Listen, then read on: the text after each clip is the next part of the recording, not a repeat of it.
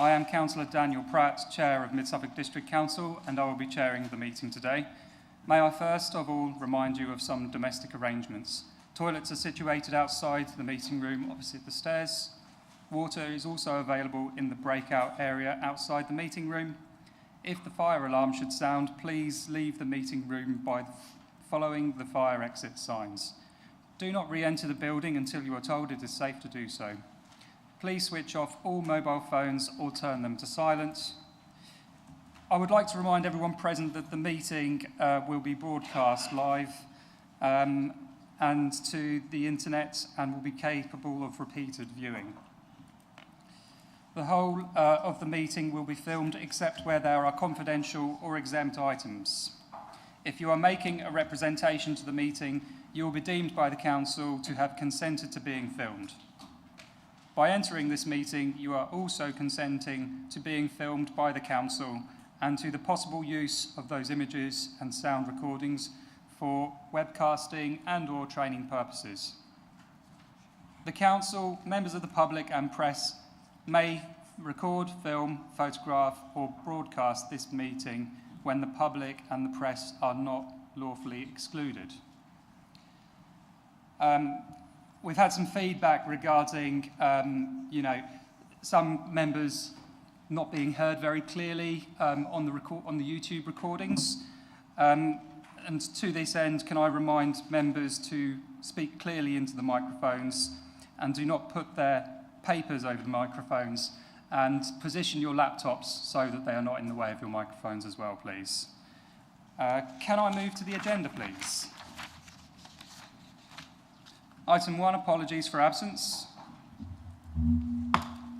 Thank you, Chair. We have received apologies from Councillor Rachel E. Byrne, Councillor Keith Scarf, Councillor Lucy Elkin, Councillor Lavinia Haddingham, Councillor Nikki Wilshire, Councillor Terence Carter, Councillor David Bradbury and Councillor Terence Lawrence. Thank you. Item 2. Declaration of interest by councillors. Are there any declarations of interest? Councillor Caston.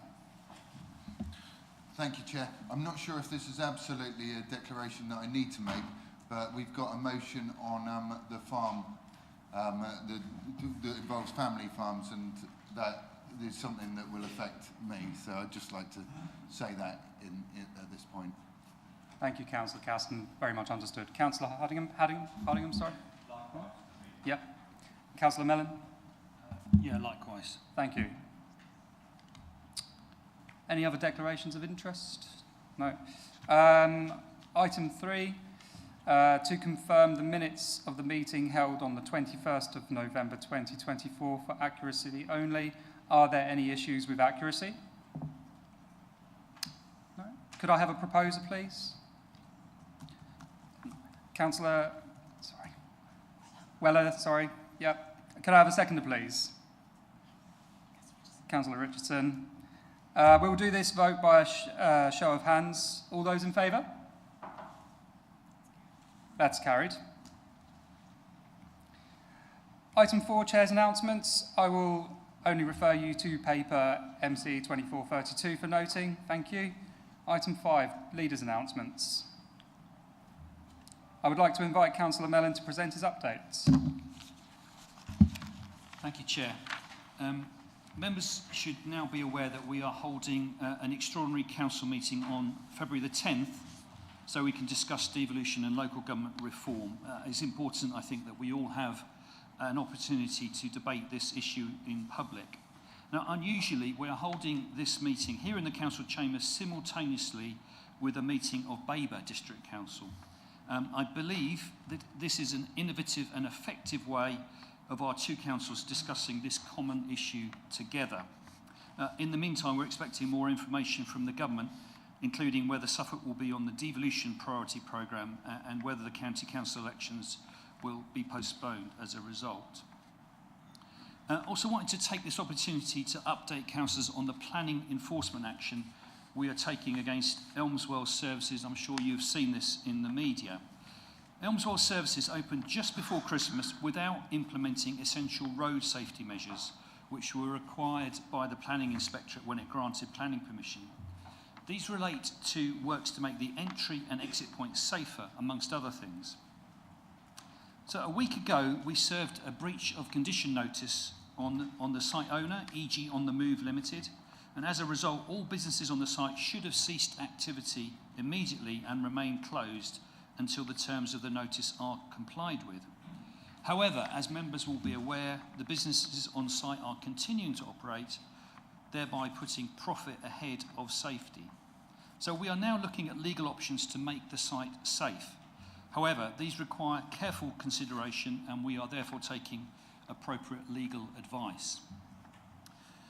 We remain seriously concerned about the safety issues at this site, and we're continuing to treat this as a matter of urgency. Also, just wanted to highlight in my leader's announcement some funding opportunities. I won't read them out. There's 3 grants which are available to communities there, and all of these provide valuable funding to our community partners, and I encourage members to raise awareness with groups that could benefit, and there's more details on the website, although some of the application windows close very shortly. Lastly, members will be aware in some areas that waste bin collections have been delayed in this last week or 2, but I am told that teams are working hard to catch up and provide that service. Thank you, Chair.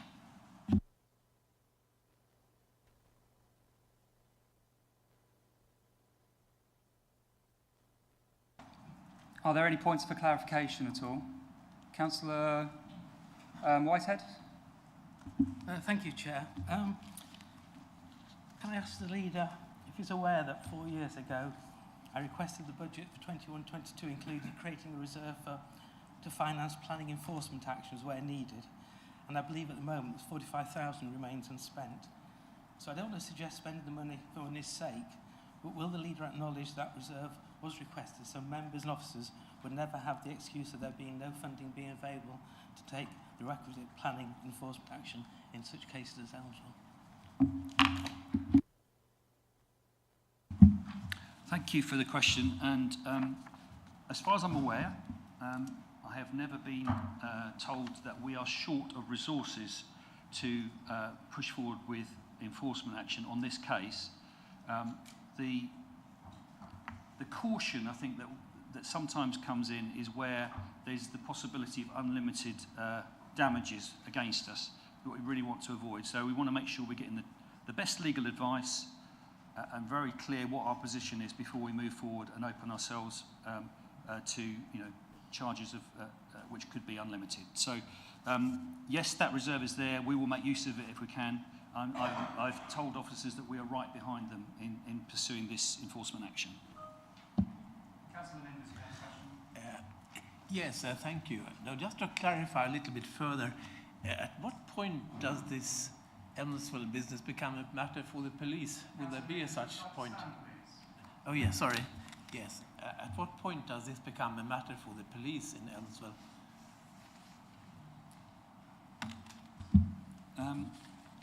As far as I understand it, the planning thing is a kind of civil thing. There is contravention of planning law, but that's not a criminal situation. There is real concern, though, and I've seen it myself. People have shown me, dash cam footage of people entering and exiting this place in a variety of very creative ways, which could very easily lead to an accident. So if any accident occurred, it would then become something that the police, I'm sure, would be much more interested in. But at this stage, it's down to us as the enforcement authority and highways as well. Thank you. Any other questions for clarification only? Okay, thank you. We'll move on to item 6, questions by the public in accordance with council procedure rules. None received, Chair. Thank you. Item 7, questions by councillors in accordance with council procedure rules. I refer you to the questions in the tabled papers. I would now like to invite Councillor Richardson to ask his question, please. Thank you very much, Chair. In 2023-24, the Council saw a 25% increase in complaints. What proactive steps is the administration taking to address the underlying causes of these issues? Thank you, Councillor Richardson. I would like to invite Councillor Mellon to respond.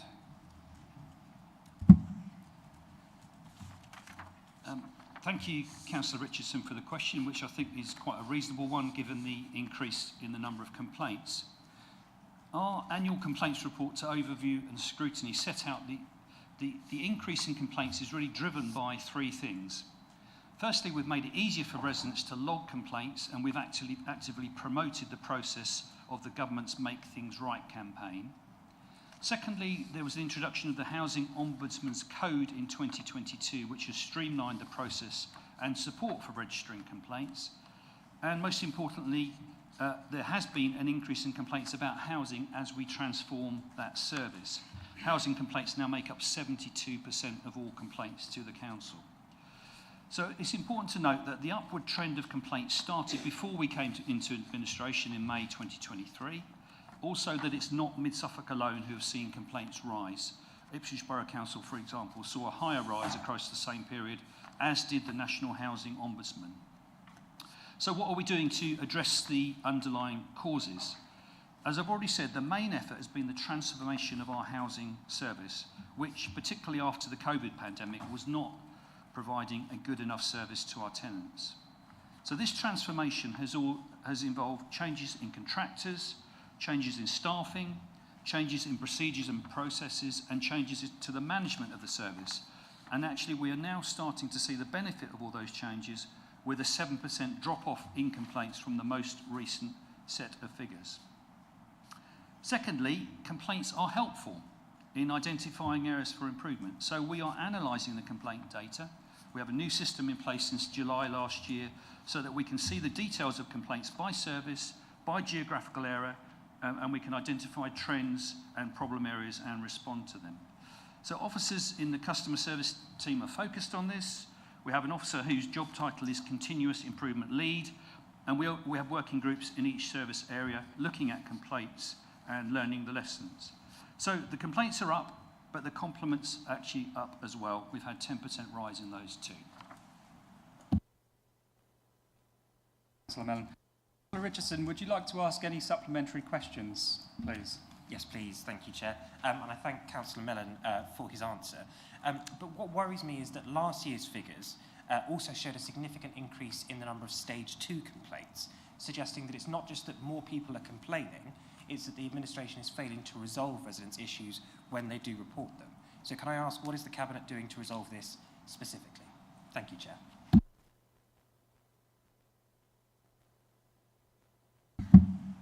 Yes, thank you. As far as I understand, the Housing Ombudsman upheld 5 complaints against Baber and Mid-Suffolk in 2023-24. Mostly those were concerning record keeping, and those have been acted on. But actually only one complaint was upheld by the local government ombudsman against Mid-Suffolk, and that was about missed collections of a communal waste bin. So that was a problem with the contractor. We have remedied that. As I said, in 2024, our complaint system was updated and refreshed, and we think this will further improve how we handle, analyse and learn from complaints. Thank you very much. We'll move on to question 2 from Councillor John Whitehead to Councillor Theresa Davis, Cabinet Member for Thriving Communities. Councillor Whitehead, would you like to ask your question, please? Yes, thank you, Chair. A sale, reduced price, is a recognised way of shifting unwanted stock or when there is insufficient demand for a product at the regular price. A brand new taxi bus service funded and supported by this council, having to offer a January sale so early suggests a low level of take-up for this project. Is that the case? Thank you. Respond, please. Thank you, Chair, and I thank Councillor Whitehead for his question, if only to say how positive it is that I get to talk about our unique taxi bus service.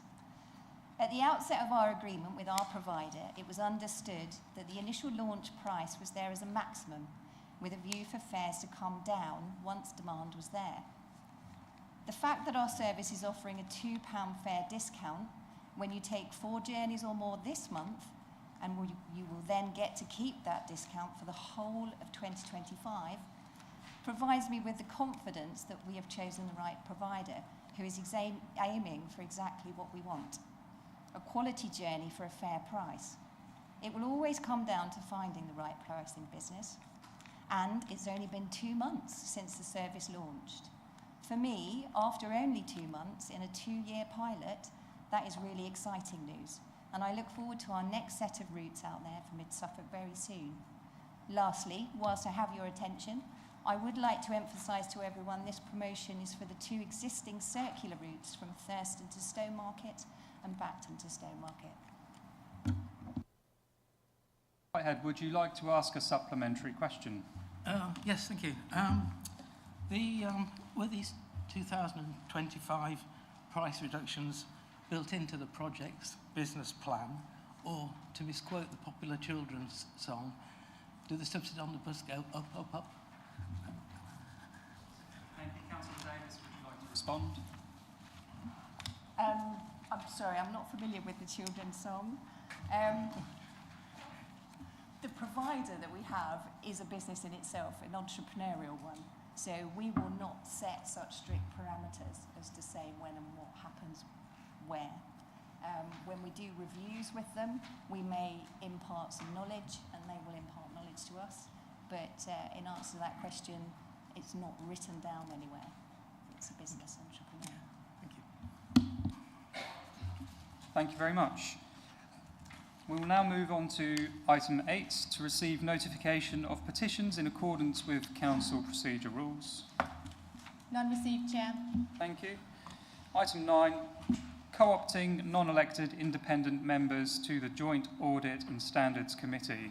We have with us here on this item John Snell, Head of Internal Audit.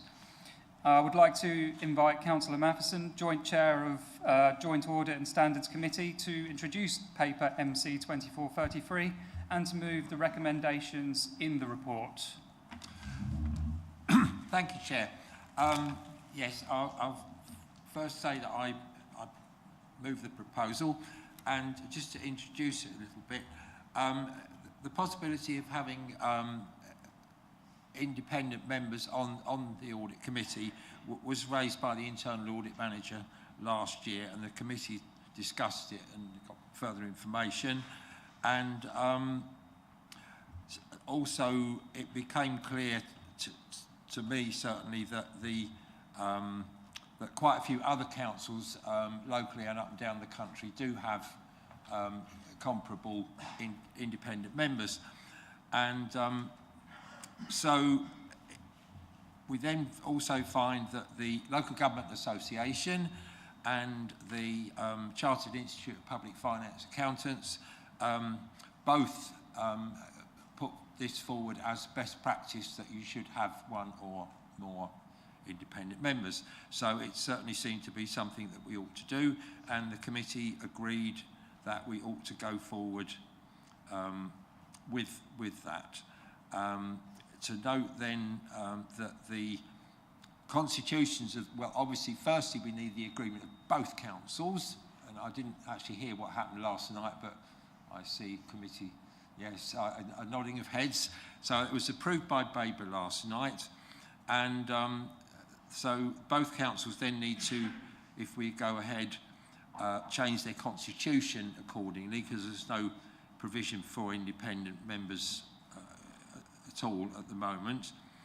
And we will also hopefully after tonight start a recruitment process, which has already been helped forward by the independent remuneration panel, assessing what's the appropriate allowance for each such member. We are proposing to,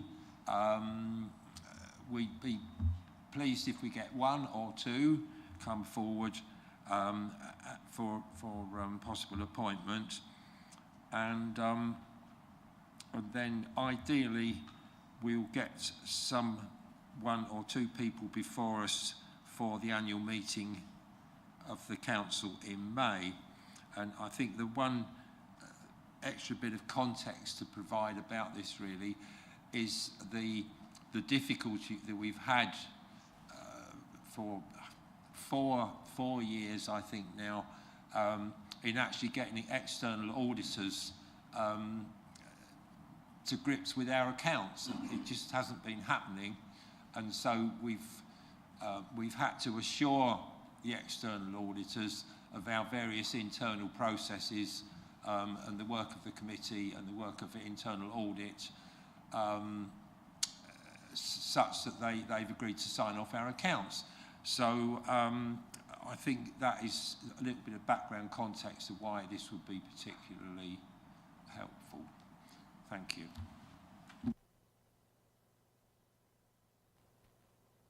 Councillor Baker. I second the proposal. Thank you. We will now move to questions. Councillors can ask as many questions as they wish, however, they must be relevant to the subjects under discussion and must be a question and not of personal or commercial nature. Would anybody like to ask a question? No? Okay. So as the questions have finished, we will now move to the debate. Councillors will be allowed to speak once for 3 minutes, and this will be timed. Would anybody like to say anything? No? Okay. Councillor Matheson, would you wish to add anything?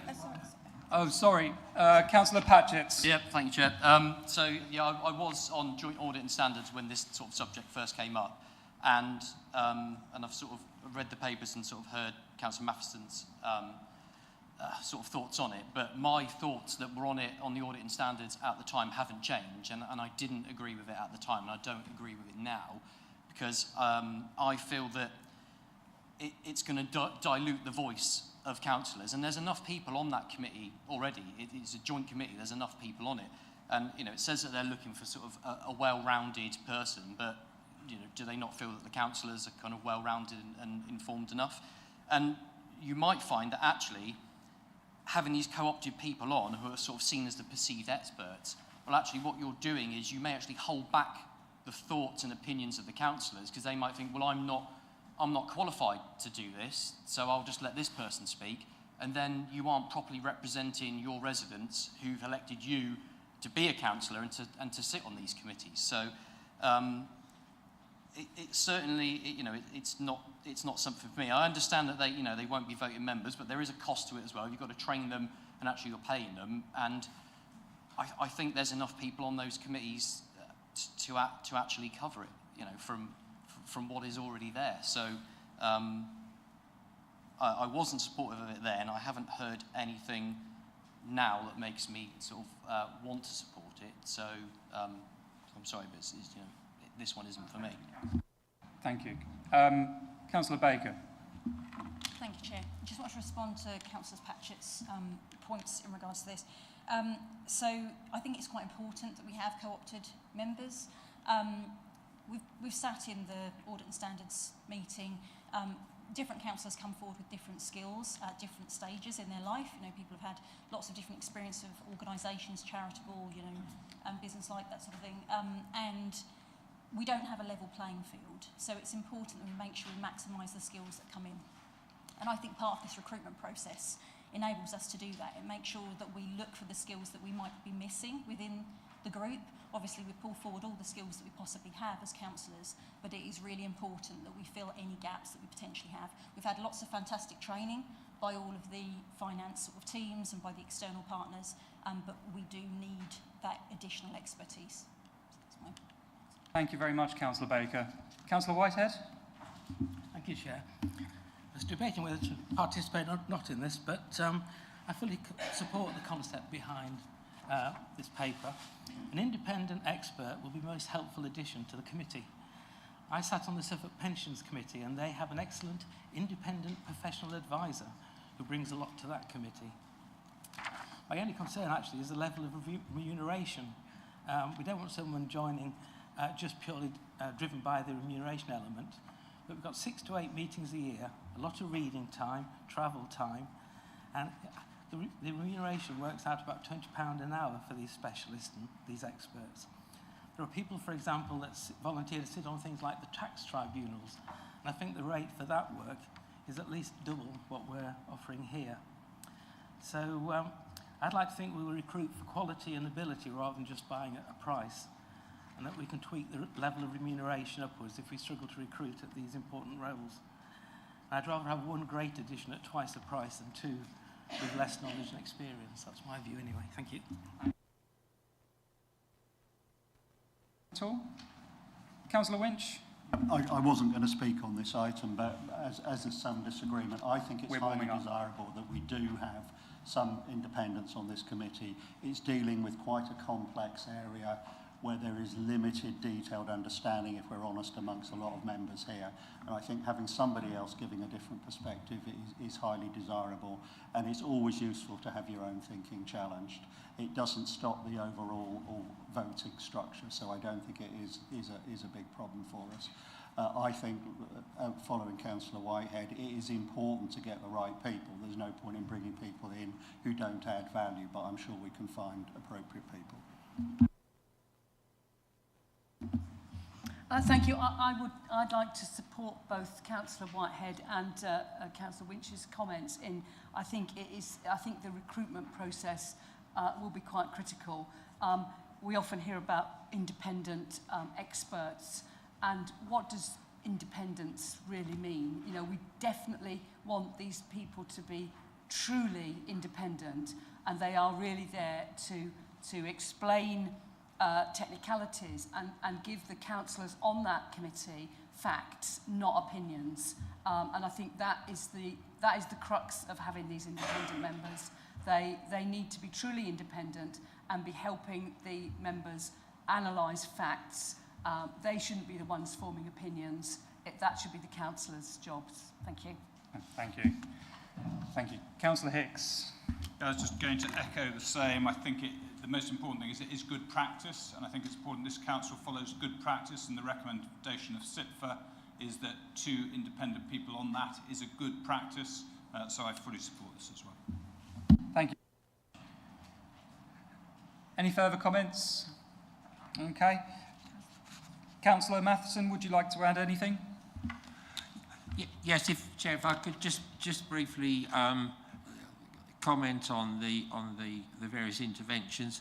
I think that the concern about deterring lay members from expressing their opinions, I would think probably that I and my co-chair from Baber, Bryn Harron, will be looking to the elected members first, but will be very welcoming the additional expertise that independent members would bring. I rather agree with councillors' views that the allowances are a bit on the low side. As you see in the papers, our independent remuneration panel has met, considered and put forward a figure. I tend to agree. I wouldn't mind if it was a bit more, frankly. I'm not quite sure procedurally how we go about that, but apart from that, I look to everyone to support. Thank you. Thank you, Councillor Matheson. I think that last point you made could be taken out of the meeting. Thank you. I will now ask the Acting Head of Governance and Civic Office to conduct the electronic vote. Thank you, Chair. Members, that vote is now in progress.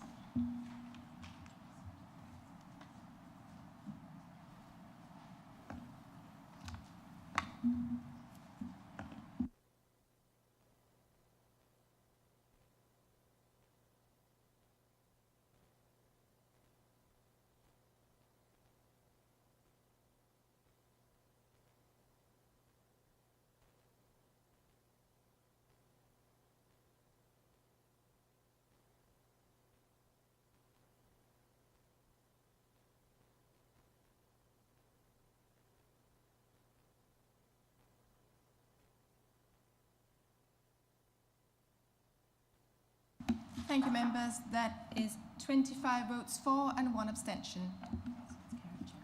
Thank you. That is carried. We're now on item 10, the Gambling Act 2005, Statement of Principles 2025 to 2028, statutory yearly revision. We have with us Mark Ems, the Director of Operations, and Kate Pearsall, the Licensing Team Leader. I would like to invite Councillor Ollie Walters, Chair of Licensing and Regulatory Committee, to introduce paper MC 2434 and to move the recommendation in the report. Councillor Walters. Thank you, Chair. Yes, I'd like to move the proposal. We are looking to seek full council approval to adopt and implement the revised Gambling Act 2005 Statement of Principles, which we as a Licensing and Regulatory Committee approved subject to consultation back in November.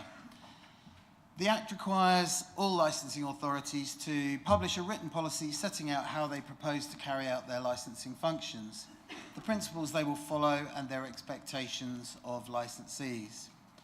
The policy must be reviewed every 3 years, at least every 3 years. However, it's also reviewed as and when there are legislative changes that ensure that it's fit for purpose at any stage. As part of the review, there's only been very minor amendments made, as the gambling legislation has seen fewer changes in recent years, with most changes affecting remote online gambling, which is regulated by the Gambling Commission and not licensing authorities. The summary of the minor changes are available in the papers and detailed in Appendix B on page 93. I won't go through them now. The Licensing Committee approved the revised Statement of Principles on the 1st of November 2024, and the subsequent consultation ran from the 12th of November to the 24th of December, in line with Gambling Act's requirements. Page 82 in Appendix B is a list of contacts that we were required to consult. These are things like the Licensing Authority, Gambling Commission, the Police, Fire and Rescue, Environmental Protection, etc. We also consulted with all local parish councils. We consulted with gambling charities such as Gambling Care, Be Gamble Aware, Gamblers Anonymous. In addition to this, the consultation was advertised in local press in the East Anglian Daily Times, and public notices were placed in all libraries within the district and council customer care offices. There have been no representations or objections, and as Chair of the Licensing and Regulatory Committee, unless there are any questions, I now ask full council to do the same by voting for the statement, enabling us to adhere fully with the terms of the Act. Thank you, Chair. Thank you, Councillor Walters. Could I have a seconder, please? Councillor Overett. Yes, I'm very happy to second. Thank you very much. Thank you. We will now move to questions. Councillors may ask as many questions as they wish, however they must be relevant to the subject under discussion and must be a question and not of a personal or commercial nature. Any questions at all? Councillor Overett. Thank you. Yes, I did have a question about the list of consultees on page 82. But I did wonder, I'm certainly aware that I think it's some break-even charity were expressing concern at significant increase in the number of people experiencing problem with gambling and their families only last summer. And I just wondered if in future we could have a more comprehensive list of consultees just to advise us when we read the papers. Thank you. Thank you, a really good point. Thank you very much. Sorry, that was a question, wasn't it? Councillor Walters, would you like to respond to that? Sorry. Yeah, thank you, Chair. Thank you, Councillor Overett. Yeah, I think it's a really good question, and I'd like for the officers to take note of that. We have, as I mentioned in my talk, we have consulted with various gambling charities. I'm not aware of that one, but obviously we would always look to broaden those people that are looking to support people with problems. Thank you very much. Any other questions? No? Okay, we will now move to the debate. Councillors will be only allowed to speak for 3 minutes, and this will be timed. Would anybody like to say anything? Yes, Councillor Morgan. I would just like to say that as a member of the Committee of the Licensing Regulations, I attended in November this review. Although gambling is legal, it is essential that a review is held for the benefit and protection of all citizens. I wish to thank all the officers who assisted with this in their role of protecting all vulnerable citizens and residents, and I'm very much happy to support this revision. Thank you very much. Would anybody like to add anything? Okay. Councillor Walters, do you wish to add anything at all? Yeah, thank you, Chair, and thank you, Councillor Morgan, for those words. I'd like to reiterate my thanks to the committee and to the officers for the hard work they put in. They're only minor changes, but they're really important. And I think that the question that was raised earlier about, broadening the number of people that we consult on gambling is, it can be a problem, clearly, but equally a lot of people do enjoy it. So we've got to get the balance right, but we need to consult as widely as we can. But thanks very much for your input. Thank you very much. I will now ask the Acting Head of Governance and Civic Office to conduct the electronic vote. Thank you, members. That vote is now in progress.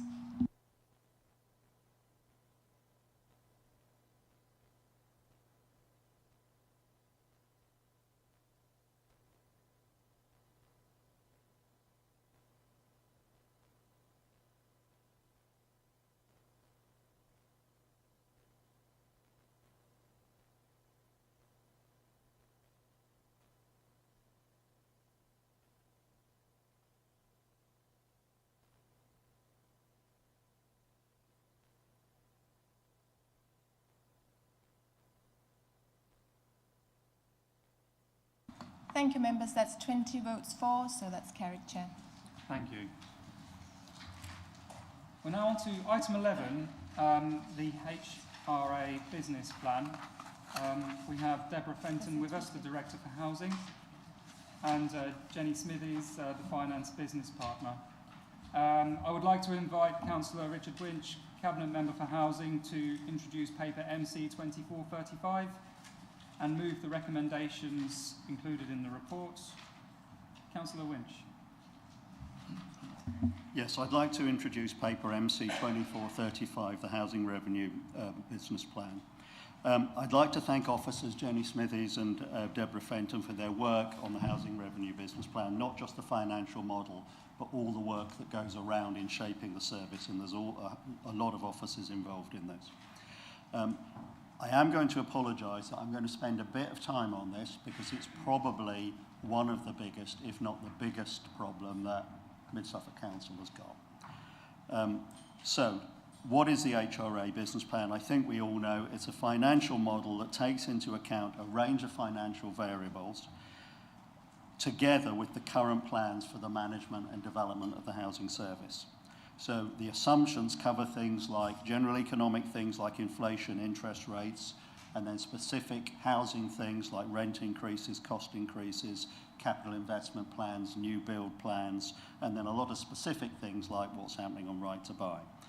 And out of that, we get a 30-year view of income, expenditure, borrowing, and surpluses and deficits. So it gives us a view on where we are going forward.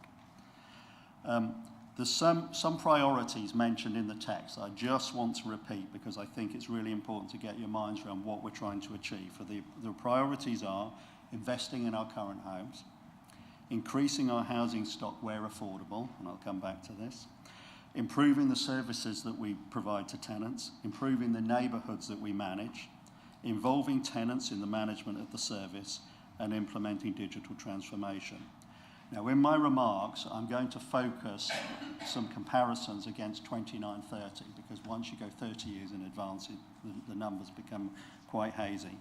And I'm going to divide my comments into three chunks. So chunk number one is the general financial background to the HRA, what the structural problems are and what the difficulties are that we're tackling.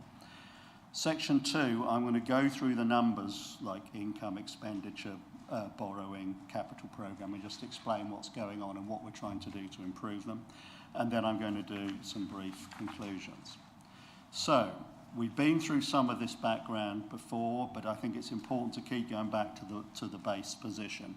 General financial background, For most councils, their HRA accounts are in an unsustainable financial situation. At the end of last year, 100 councils representing over 70% of the council housing stock in the UK wrote to the government to highlight this issue. And the start of this specific crisis goes back to 2012, when many councils took on significant debt in order to own their own housing stock, and in return the government agreed that local authorities could keep all the rental income. Councils were then told to fix or reduce their rents, and this happened over a period of many years. Councils were also given many additional responsibilities, usually for good reasons, but they had to then conform to these new requirements. So this is like taking on a huge mortgage and then being told there are a large number of other things that you need to pay for. You're being told you can't increase your salary even while all your other costs are increasing, and you still have to pay the mortgage off. And the only way out of this is to borrow even more money to get out of this short-term crisis. Another major issue is the complex set of rules and regulations that are being developed around the HRA to ensure that council housing is not cross-subsidised. Whatever the new burdens that are applied and whatever the overall needs of society. And the most recent example of this is the government's national insurance change, where the government recognised that councils need some compensation for that, but that doesn't, of course, apply to the HRA, so there's no compensation for the HRA. Now, we've discussed before that the rental income from tenants has to pay for repairs and maintenance, the implementation of all regulations relating to health and safety, the decarbonisation of housing stock, the negative impact of the right to buy scheme, the servicing of the huge HRA debt, and the building of all new council houses. The latter one, I just cannot get my mind round. It's like telling residents in a private housing estate that they have to invest in a new housing estate in another part of the district. And by the way, they probably won't get any return on their investment for at least a decade, or maybe not at all. Now, there are a whole host of other issues that are difficult to grapple with in the HRA, and I've just listed a few of them. So the repairs backlog from COVID we're still just about coming out of. We've had a spike in electricity and gas prices. There's new regulatory requirements, particularly post-Grenfell. There's targets for carbon neutrality. There's further up-and-coming legislation for AWAB's Law and Decent Homes Standard 2. There's minimum level of housing qualifications for housing management staff. We've recently had an updated stock condition survey for Mid-Suffolk, which is extremely difficult, but that highlights that our stock is in need of significant additional investment. We're in a world of higher interest rates, so a lot of the original thinking behind the HRA transfer is based on a world with relatively low interest rates. Last but not least is the history of poor service, for which there has been a transformation project underway. And I will come back to this. It's a complex issue that's taking time to address, but we can't ignore it. So I just want to move on to the numbers. So there's all sorts of, I'm somebody, I'd like at the beginning of every paper, somebody to say, if you just read pages 4 and 7, you'll get the 90% of what this paper is saying. But if you're interested in following this, the most useful charts are tables 7 and 8, pages 107 and 108, and you can get 90% of what you need from those 2 pages. So the 10-second summary is that currently the model indicates that we continue in a deficit position going forward, and we fall below our 1 million minimum reserve in 2028-29. So I'm just going to step through the different bits of those tables. So if I look at our income, within the HRA, you have limited ability to control your income, as rents are effectively set by the government. So we have assumed that our rents will increase by the Consumer Price Index plus 1%. So we're assuming inflation is 2%, so 3% a year. That's for 5 years, and then we've assumed inflation thereafter, because we've got no indication from the government what will happen. Of course, at any time, and this happens with all governments, they can change the rules and intervene. But they're the best assumptions we can make. Now, Mid-Suffolk actually have a lot of properties with relatively low rents, i.e. below the current social target rent level. In fact, 80% of our properties are in this category. So as part of the budget, which is getting introduced next month, we plan to introduce something which is called rent tolerance on our properties. So when a property is relet, the rent will increase to the target plus an additional 5%. This 5% increase only applies once. If the property becomes vacant again, the rent will remain at the target plus 5% with no further increases.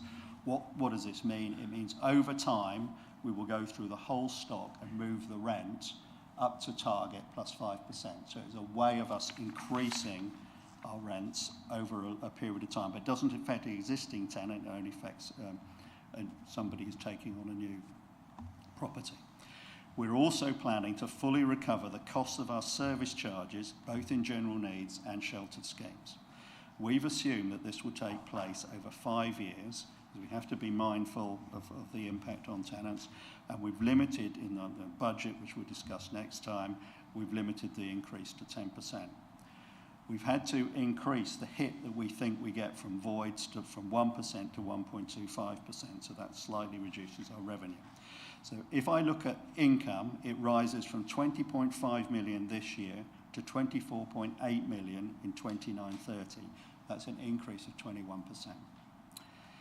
So the thing that we've been grappling with is, are there any other ways of funding the HRA? If anyone's got any brilliant ideas, from whatever party or position, I'd like to know. So the three things we've been looking at are obviously grants. So grants for decarbonisation, I'm going to talk about in a little while. Potentially they will be available for new build and possibly for other areas. So that's one area. Another area is the use of capital receipts, typically from the general fund, that we can use within the HRA. And we've done both of those in the budget and the business plan, grants and capital receipts. We're also looking at things like, can we transfer land from the HRA to the general fund? So just to be clear, these mechanisms are useful because they reduce our borrowing. So if you get a capital receipt of 3 million, it reduces your borrowing by 3 million, so that will reduce your interest payments. But they don't change the fundamentals of the revenue account, and they're things that are one-off, so you do it, and you're not going to have hundreds of capital receipts, you'll have a few things. So that's on our income side. So you can see we're fairly constrained, but we're trying to do what we can. On the expenditure side, we theoretically have greater ability to control our costs, but we obviously are constrained, A, by government legislation, and B, by what the impact would be on our tenants. And there's two elements to expenditure, the revenue element and the capital element. So just a quick recap. We've got on top of our compliance issues, that's our gas and electric checks, and we're due to come out of regulation this year. We've made considerable changes to our direct labour organisation to try and improve our repair service. We've reviewed and changed our core contractors where they've not been performing. We've outsourced our void service. There's a huge amount of work going on tenant engagement and getting tenants more involved in the service.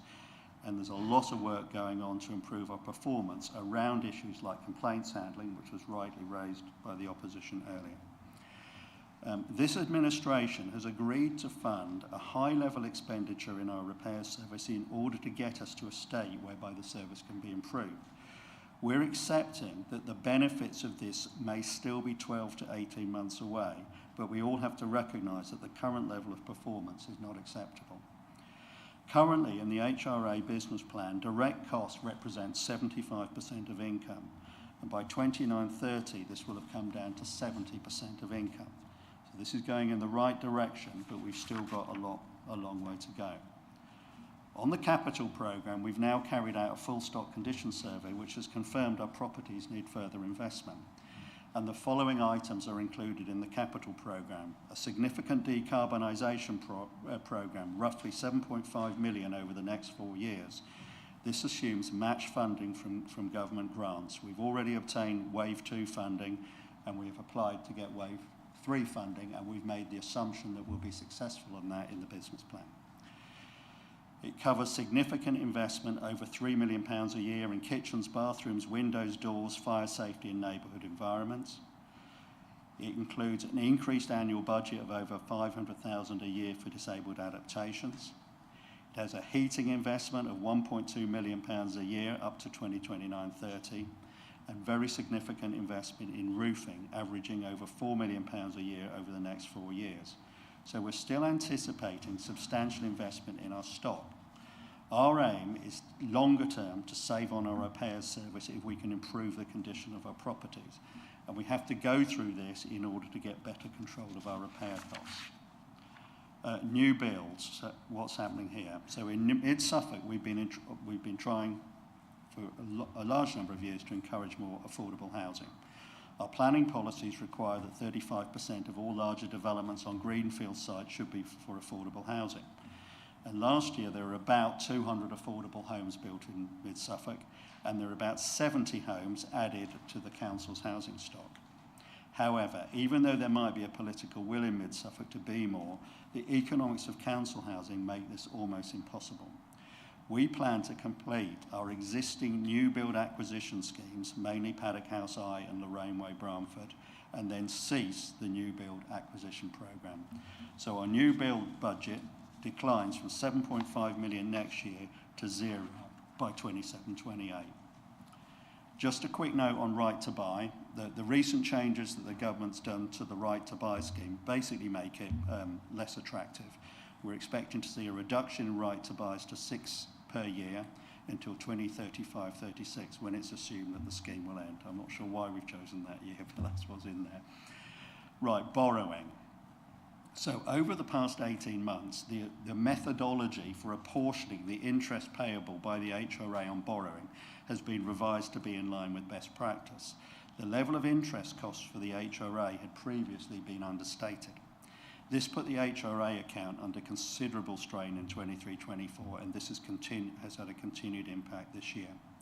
Our debt is about 123 million, and we're using roughly 25% of council house rental income to service this debt. On current trends, interest charges will increase by a further 700k by 2029-30. Only in the last few weeks, we've had to take a more pessimistic view of short-term interest rates, where we've had to revise the numbers prior to this meeting. Our borrowing charges for next year have been supported and reduced by a level of capital receipts, which we've included in the numbers, of over 6 million, either from capital receipts, mainly from capital receipts. We're hoping that we can use additional capital receipts or land transfers in the future, but these are not in the numbers. Our decision on new build is driven by the need to try and do what we can do to reduce our borrowing. Just a quick note on depreciation. We've restated our depreciation charges back to 2021 following external advice, and revised the life of the assets to 50 years. So, some brief conclusions. A core theme of this business plan is that we're refocusing all of our efforts on improving our properties for existing tenants, and we will effectively be moving away from expanding our housing stock, as it is unaffordable in current HRA constraints. This is the exact opposite of what we want to do and what the government wants, but it's the likely route for a lot of councils and housing associations.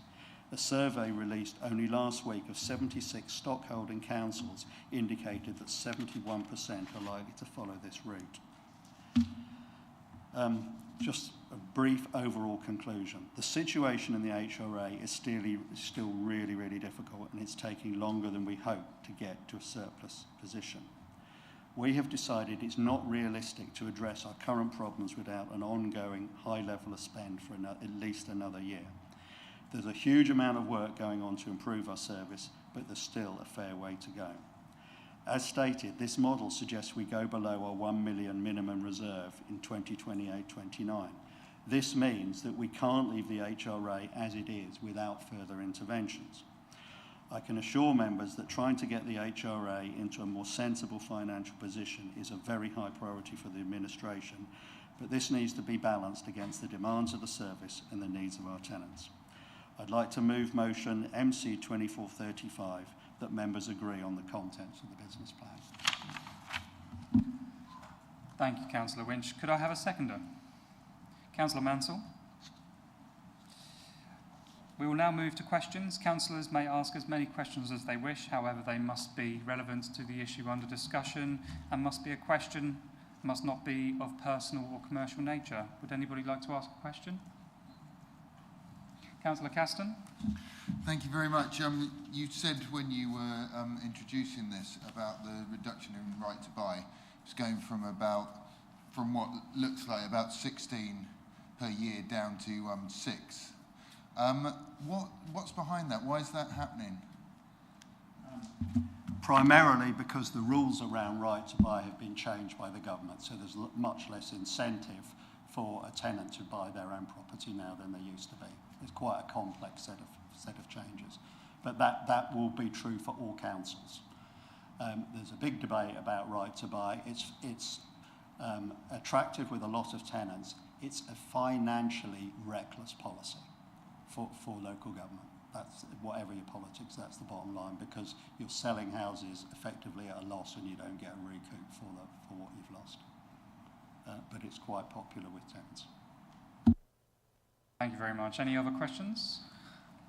Councillor Mansell? Thank you, Chair. I've got two questions, and I hope they are actually allowed as being part of this topic. The first one is, clearly from the explanation given by Councillor Winch, we're unable to invest in more properties of our own, but I'd just like to ask the Council what they're doing to help and encourage more of our communities to do community-led housing projects, which might be able to fill a little gap that we're not able to fill because we can't invest in our own new properties. My second question is probably more of an administrative question about the what we have in our papers is called the customer-facing document. Now, I was waiting for another councillor to comment on the word customer for a start, but I leapt at the look, thinking, oh, this is going to be something in nice, easy language that even I can understand.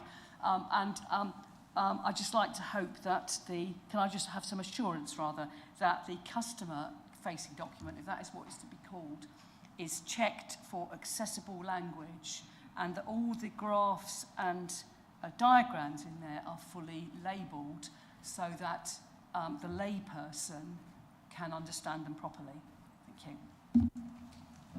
I'll take the last question first, but 100% agree, and you mentioned it before, and I've gone back and had a look. It certainly needs a bit of work to make it more accessible to residents. So thank you for that.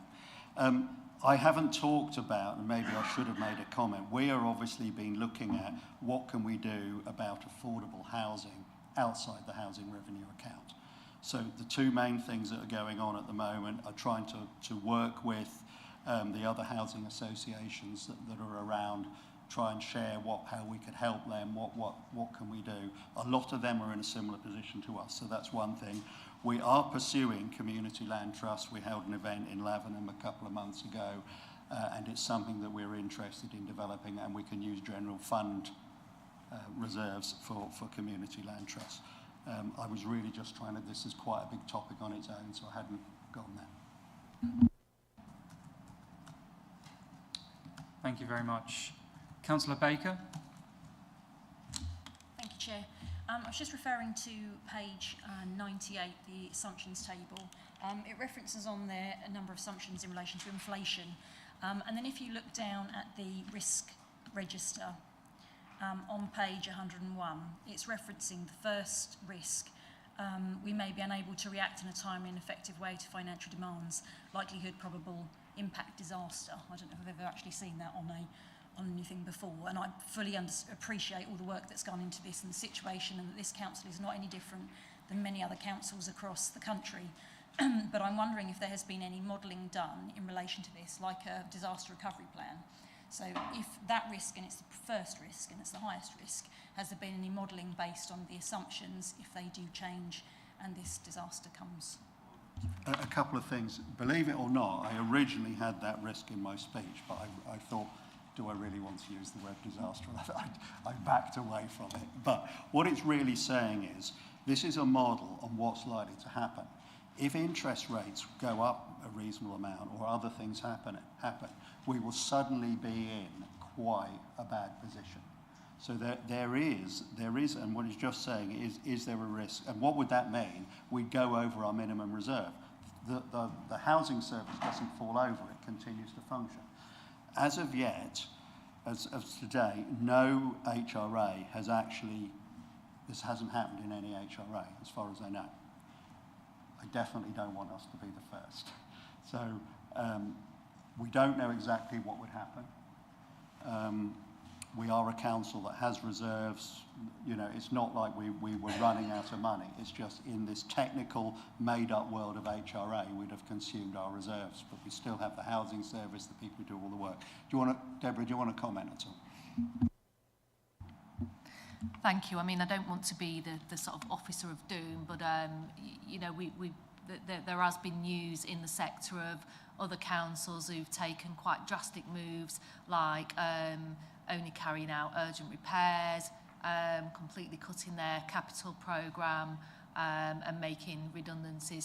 So should any council get into a position where they're in financial distress, that you know, they would carry out those kind of exercises to try and minimise cost and you know, maintain a balance.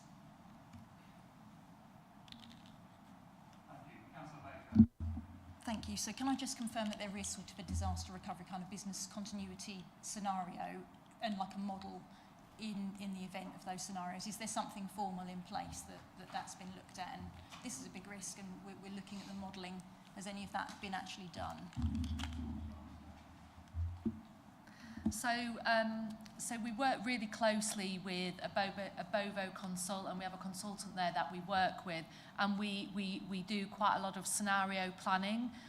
So what we haven't got is a written disaster recovery plan, I suppose, like you might have if there was a serious incident like a massive you know, gas leak or whatever.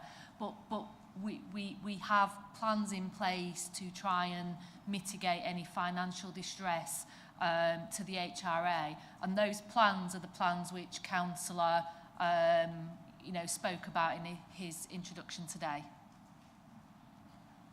So I just want to add to that. We will be aware that quite a bit before it happens if we were going to consume all our reserves. So we're not at the point where we're about to consume all our reserves.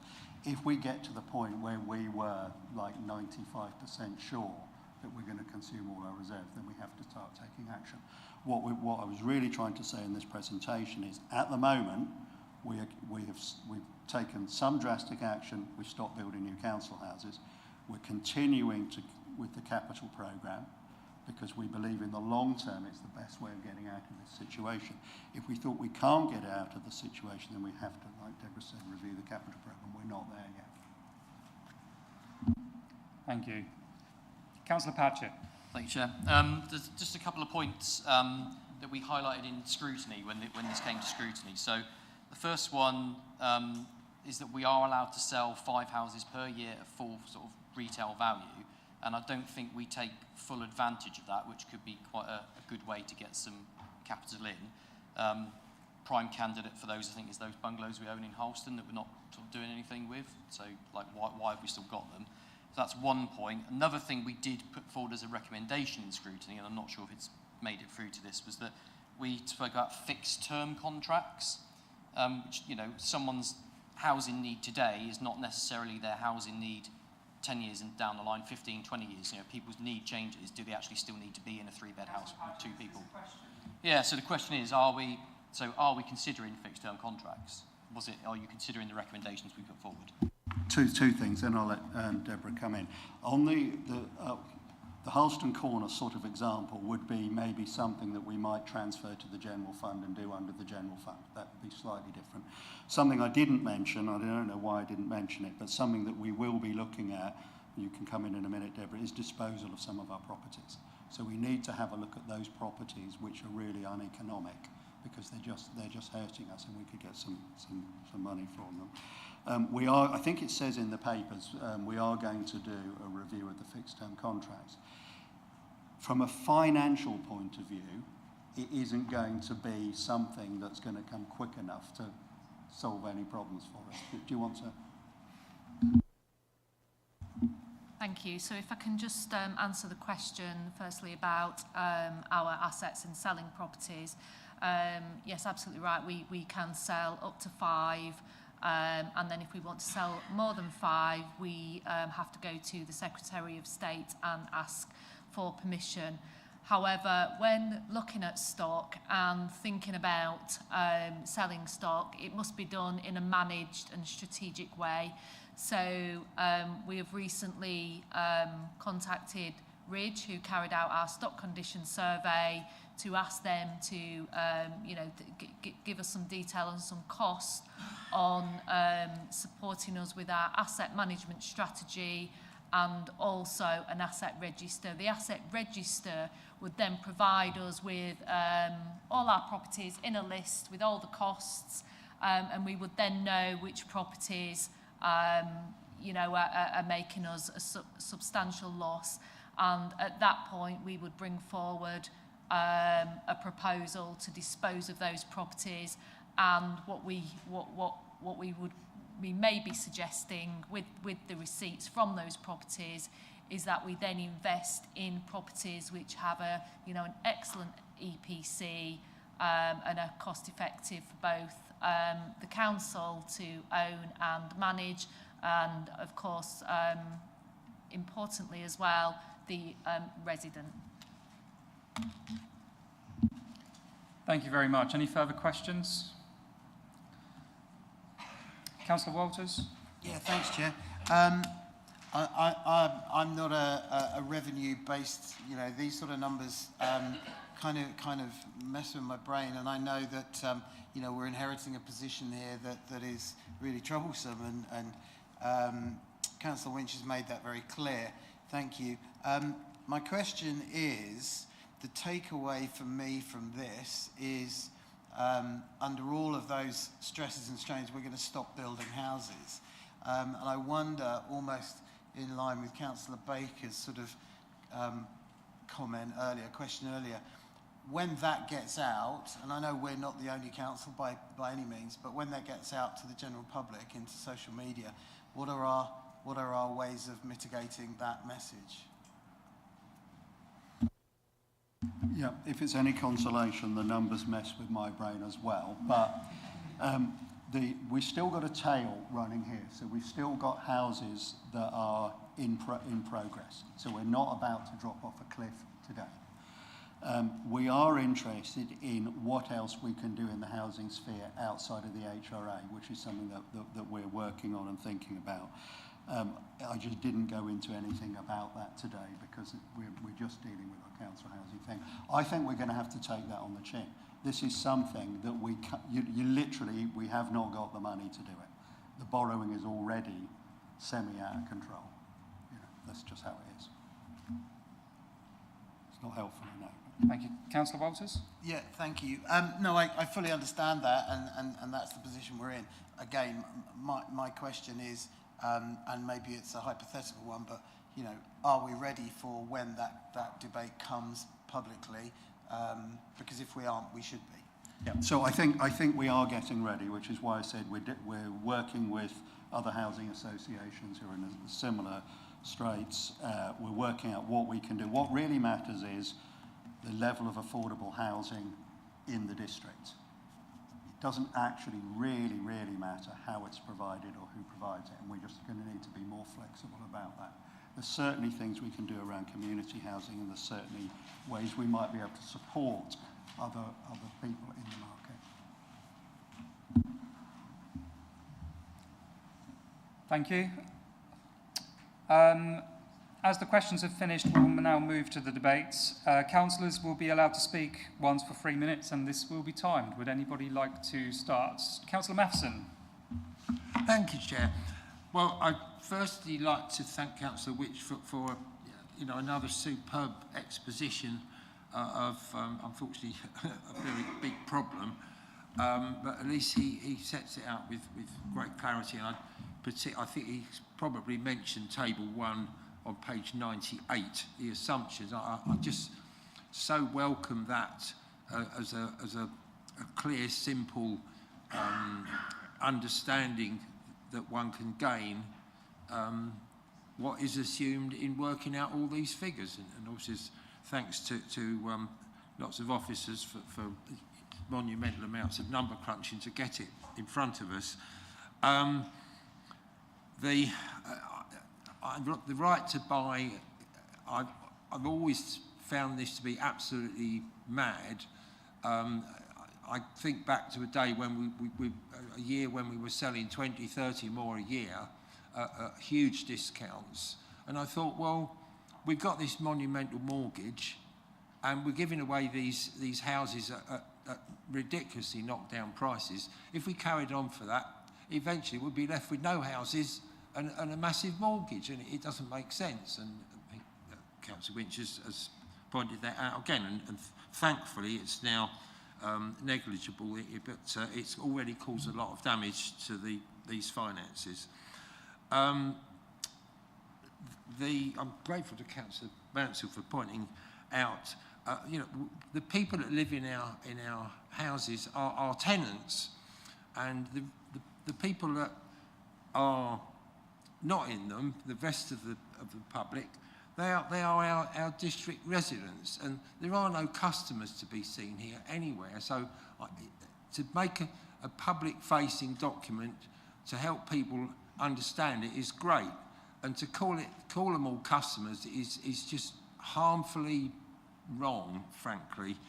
And just to finally say that somewhere this problem is going to change, I think, because it's manifestly obvious that the government wants to see 1.5 million homes built over its 5-year term, and the general expert opinion is that 300,000 of those need to be social, affordable homes, and you've just heard that no one can build any. So there's a big problem that needs to be addressed by the government, which we can't do much about, apart from keep pointing it out to them, which is what we've done again today. Thank you. Councillor Caston. Thank you, and thank you, Councillor Winch. You're always very clear when you explain these things, and it's you covered quite a few of my questions in your actual introduction, so that was really good.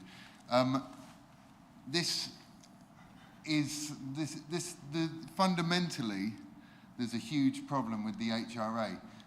We know that. We talked about selling 5 houses a year. If we sold 500 houses, we would clear our debts and we could start from the beginning. These numbers are absolutely obscene, and the thing, it doesn't work. There's a problem with how this the way this system works. It would be, I'm a big fan of right to buy. You probably won't be surprised. But I'm also a big fan of building council houses. This account doesn't allow for any of that. It would be great to have a healthy account where you could say, actually, right to buy, we do lose money on it. It isn't ideal, but we can do that because it makes money. But we're in this downward spiral. I can see in 2052 things might take a bit of a turn for the better. But it really does scare me. It's completely out of control. And Councillor Matheson said, we are just waiting for something to come along and rescue us on this. But I just feel like at the moment we're bathing in 2 inches of water while every single tap in the house is running. And we can't switch off those taps until 2050. So I know you're absolutely between a rock and a hard place with this, but I just wanted to say that, yeah, I support this business plan, and I'll vote for it, but something's got to change here at some point. Thank you. Councillor Mellon? Yeah, thank you, Chair. Absolutely agree with Councillor Caston that the HRA is a problem for this council. And as Councillor Baker has said, it is a risk, a massive risk for this council. And notwithstanding the transformation that I talked about earlier, we have these structural problems that Councillor Winch has explained very carefully, and it just make it almost impossible to deliver a good service and deliver our priorities. Right to buy has been mentioned. That is a wonderful opportunity for the person who has the right to buy a council home, but it's effectively a tax on every other tenant in the system. And it's not us who lose the money, it's everybody in the system. So great thing for those who benefit, but not for everyone else. So I think there's 4 things we can do. One is we need to work with our registered providers of housing. We're doing that. We had a summit with them recently, and we hope they will be able to pick up the slack in terms of provision of new social housing. Secondly, we need to produce the best 30-year plan we can do in the circumstances. I think this is it. The circumstances are terrible, but we've done our best with what we have.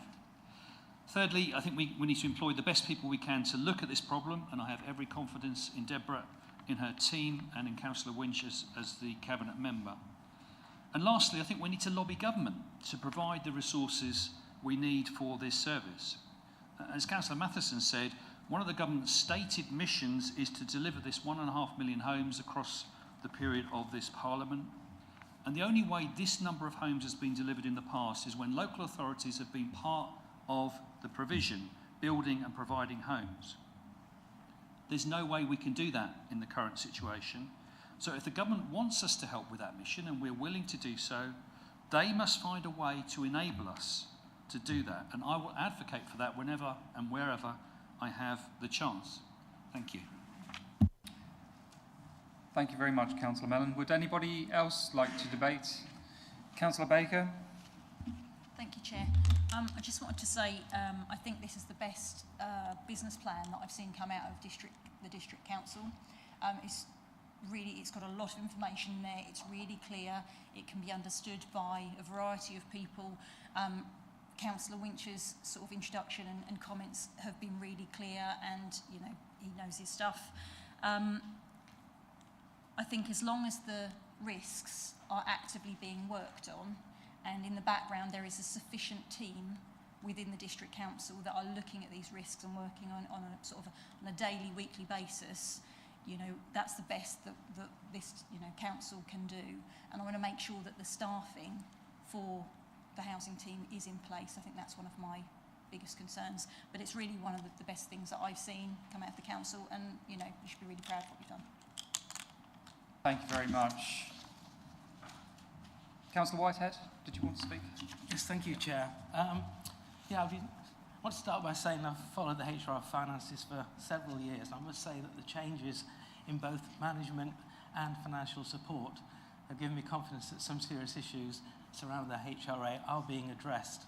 But the HRA business plan being presented today shows reserves going into deficit in year 10.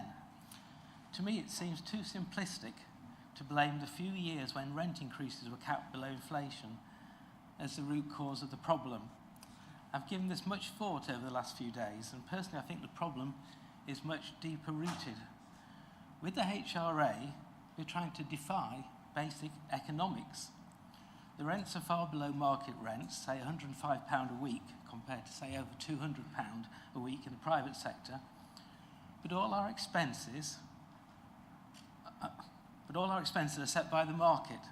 The wages and salaries of our staff, the charges for specialist trades, the cost of purchasing materials, the cost of buying new kitchens and bathrooms. So our model is to supply a quality product to our tenant at about half the market price, getting a quart out of a pint pot. The HRA business plan shows this isn't a sustainable situation. I mean, defying basic economics is defying reality. And paragraph 4.9 acknowledges this by saying our position will be unsustainable from year 5. And then it says, the rest of this paragraph says, the officers will be working hard to come up with a HRA plan that will be sustainable. I think we must all accept this is a monumental task, and the current model is unsustainable. I'm going to vote for the recommendation because, frankly, I don't have any better answer within the existing regulations. Thank you. Thank you. Councillor Patchett. Thank you, Chair. Yeah, I do find myself agreeing with Councillor Whitehead there and his points. And definitely would like to sort of also echo what everyone else has said with Councillor Winch. Sort of the way you've put it is very sort of clear and succinct. And well done to sort of Deborah, Jenny and the whole team for the work you've done and the work you're doing. I know it's probably quite undesirable to be working on something that you can just sort of see plummeting down, but you know, keep your chins up because you are doing a good job, because everyone sort of agrees with that. I guess there's lots of things with the housing revenue account that we cannot control. They're completely out of our control because we have had rent caps put on us. The borrowing is only ever going to increase over the coming years, for however many years that is. So there's lots of things you just can't control, but there are some things that we can control, and that is making sure that the right people are in the right house. That is within our control, and you can only really do that with fixed-term contracts. You know, should we give people a house for life? Is that an entitlement, irrespective of their circumstances? Someone's circumstances today where they need a social house, and we should give them a social house, if their situation changes and they no longer warrant that house, should we just give them that entitlement for life? If you need for financial reasons to go into a social house, but perhaps you get a job or a better job, you know, a salary increase, or your partner starts working, should actually there be some form of actual means testing? Or do you just keep people in these houses for 30, 40, 50 years, irrespective of how much money they've got, irrespective of how many people are in that house? Should you be sitting on a 3-bedroom house, essentially bed blocking, when there's just a couple who only need 1 bedroom? And one of the only tools that we've got is fixed-term contracts. And, you know, it's not for me to decide the length, but if it was 5 years, 10 years, at the end of that period, you could also add your tolerance, your 5% tolerance. If someone's in a house for 40 years, you'll never get an opportunity to add the 5% tolerance. So the only thing we are in control of, potentially, is the contracts and who we sort of allow to be in the houses. So I know it may go against some people's socialistic values, and obviously different people, it's almost like a left-wing, kind of right-wing argument. You know, I think we should have more control and flexibility over our contracts and who is in these houses, and are they still entitled to the original entitlement they had? So I really do think this is one area we have control over, and I think we should take this opportunity. Thank you.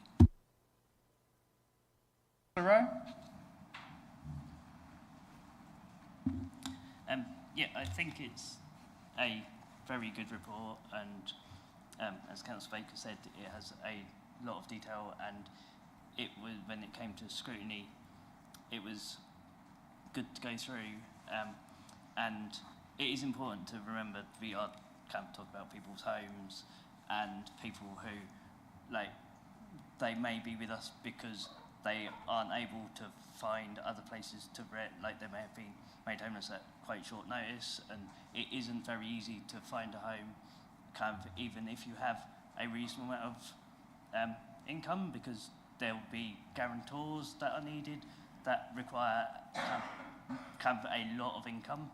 And so yeah, along with the kind of problems we have with how the HRA is structured and what we're able to do, there's also the kind of supply side issues as well, of, like, for housing, where it's actually kind of can be pretty difficult for people to get houses, and there's also the element of kind of, it's important to remember that people are part of their communities, and they won't necessarily want to just kind of move, because we hear about situations elsewhere, people having to move a long way away from where they work, from out of their boroughs and stuff like it happens in London. So yeah, there's lots of things to this, and I think this is kind of the best we can do at the moment. Councillor Rowe. Councillor Marriott.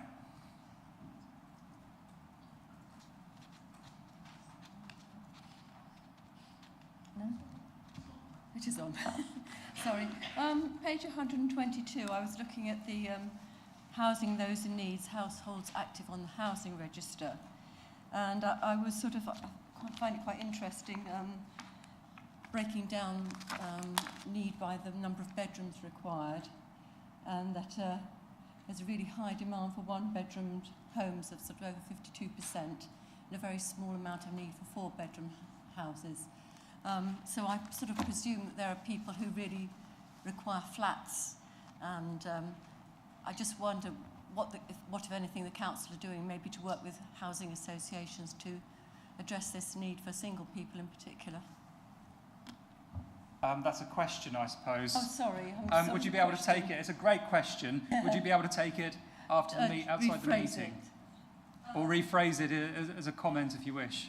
Yes, well, as I say, I find it quite interesting to see that's the case. I wasn't aware of it at all. And I do hope that there's something being done to address it. Thank you very much. Cheers. Anybody else want to make a comment or a point? Councillor Stringer? Thank you, Chair. And thank you to Councillor Winch for his very comprehensive summing up of a very complex and incredibly difficult document. I think, but that summing up, and this document has been coming down the road, I think, for a number of years. We have, I think, wherever we sit politically, I think we have signed up to, wittingly or unwittingly, to an unsustainable model. It possibly was sustainable the day we signed up to it, and I remember the day we signed up to it. The director of our housing at that time was a certain Nicholas Gowley, who later became a councillor here. And I remember him warning us on the day that we signed that he felt that it was good to do, but he thought there were flaws in it, and that we could rue the day that we signed that. And I think today that is probably that day. There has been actions taken by governments of different colours that have helped to undermine housing revenue accounts. Imposing rent cuts on councils without then having commensurate support for the interest that was then racking up doesn't help. None of this stuff helps. Having right to buy when you couldn't keep 100% of the receipts doesn't help. Interest rates fluctuating and going up and down rapidly doesn't help. None of this stuff helps. And then in the end, you get to a point where you have to say, you have to create a long-term plan that says that we don't have a plan to deliver new housing as a council. And no one wants to stand up here and be part of any administration that makes that claim or that proclamation. I want to thank the staff, by the way, for running, rerunning, and rerunning no end of figures and ideas put forward by the administration and councillors and people from across the piece. To rerun that to make sure we've got everything right. But of course, we've faced issues that we needed to address. Things like a backlog of repairs that was considerable. We also had the issue with the Ombudsman where we had to address the fact we needed to prove what alarm systems we'd got in-house and in houses and how we were protecting our residents. Quite right too. We had to do that. It was the responsible thing, but it has cost money out of this account. So have we just sat back and let this happen? Of course we haven't. We're one of the first districts to have a summit with registered social providers to see how it was for them. And I was at that conference that we had back in November last year. And when we asked the registered social landlords, well, how is it for you? It was almost like a group therapy session. They also are in pain in trying to deliver the right houses in the right places with the right people. We didn't come to any concrete resolutions. We found a few things we could do to help as an authority, some in the planning sector where we can try and help. But as that has been pointed out, this government has proclaimed they want to build the 1.5 million homes in this country. And they want 300,000 of them to be not only just affordable, they want to be social houses. Brilliant. What a fantastic aspiration. Well done. Then show us your plan of how we can make our plan work. Because we are ready for that. This administration would be a glad, willing partner in delivering our portion of those 300,000 social houses. But at the moment, there is no clear plan. But I will be voting for the document, and thank you everyone for the debate.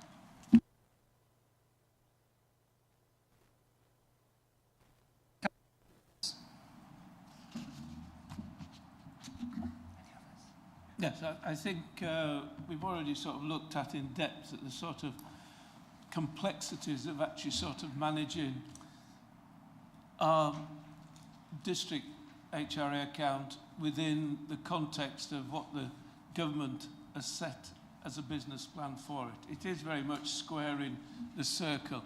And our officers and Councillor Winch have worked enormously hard to actually produce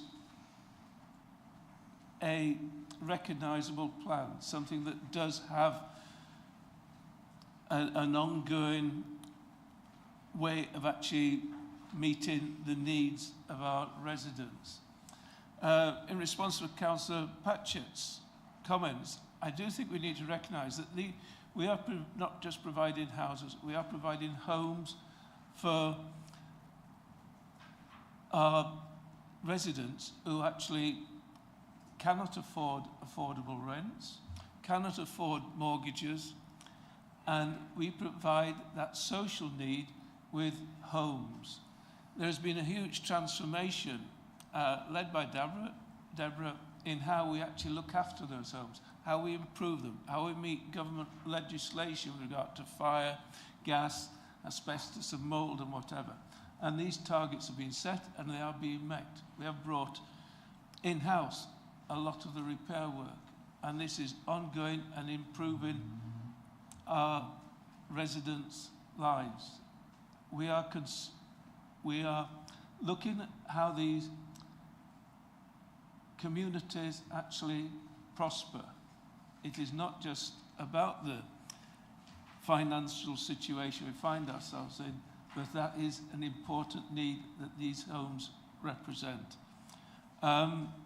Things do have to change. The government's need for more social housing is commendable, recognising a need, but it has not provided us with the direction or the means to produce it. So I commend this. It represents a huge amount of work.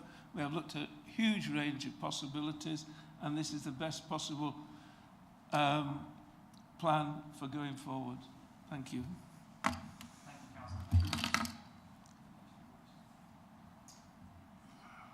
Anybody else would like to speak?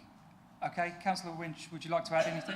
Yeah, I just want to slightly tweak the conclusion of this debate. So I agree with what Councillor Whitehead said about there's a basic economic constraint with the HRA, whatever the details. But I don't want us to get to a fatalistic position that we can't do anything about it. To really get out of this problem, we need the government to intervene, because we can't do anything about the debt. But there's two things that we are expecting, and I know Deborah is driving through. First of all, we have a relatively poor service. We want an excellent service, and that's something that's going on at the moment. We can't be living with the service how it is at the moment, especially with this level of cost. So that's number one. Number two, I might be being naive here, but I'm looking for us to get into a surplus position.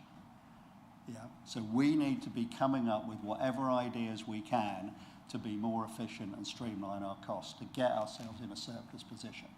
There's not a lot we can do about getting on top of the debt and the borrowing without really hurting the tenants. So that's going to be a much more difficult nut to crack. But the first two, we really need to keep driving forward on. Thank you very much, Councillor Winch. I will now ask the Acting Head of Governance and Civic Office to conduct the electronic votes. Thank you, Chair. Members, that vote is now in progress.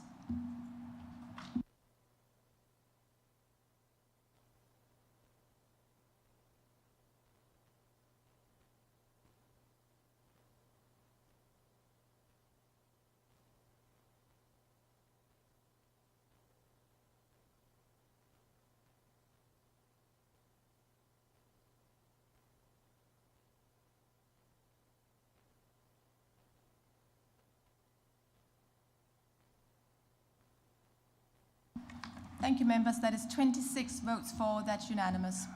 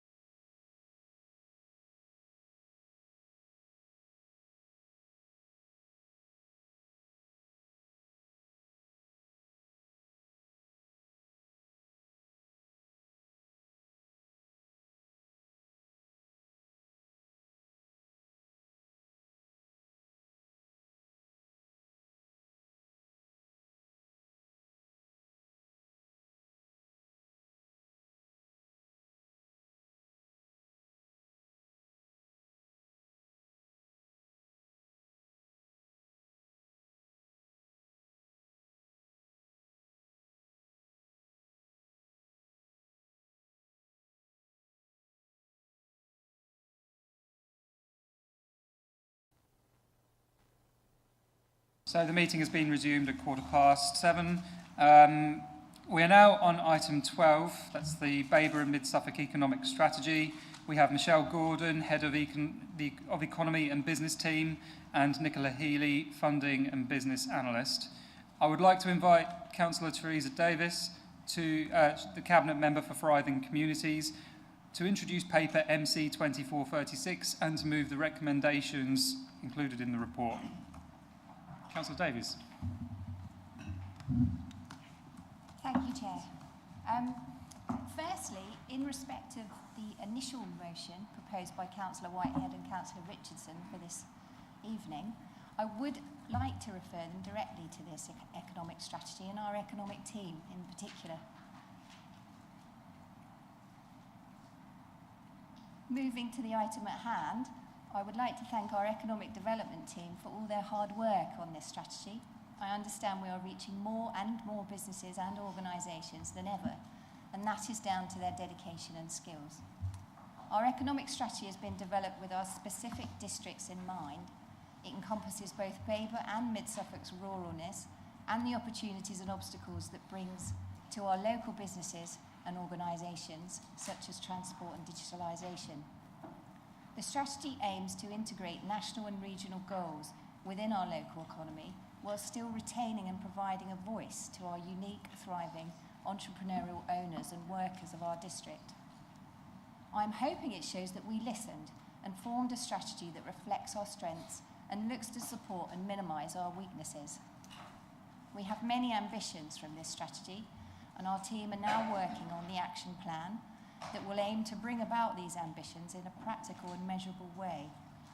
Some of our ambitions, of course, cannot be achieved on our own, but by setting them out here in this strategy, we can look to join with other initiatives or seek out regional partners to request funding for large projects to attain, for example, a reduction in carbon emissions, such as by providing more localised processing plants for our food and agricultural sector, or improving bus and rail connectivity and upgrades to reduce HGV and car usage. Large projects such as this would not only reduce the burden on the planet, but bring positive, more sustainable growth within the districts they serve for years to come. Saving on costs for local business, enabling them to thrive, and at the same time better for people, better for the community, and better for the planet. You will see within the strategy that we have consulted more than ever as a council than in the past. And in light of the motion, I would elucidate further by advising that our team consulted with a plethora of organisations during our face-to-face sessions, including the NFU, Chamber, SFRAG, and specifically attended the County Council's themed forum on food and drink, where the NFU, the SAA, SWAG and other organisations and farmers and farm holdings were in attendance.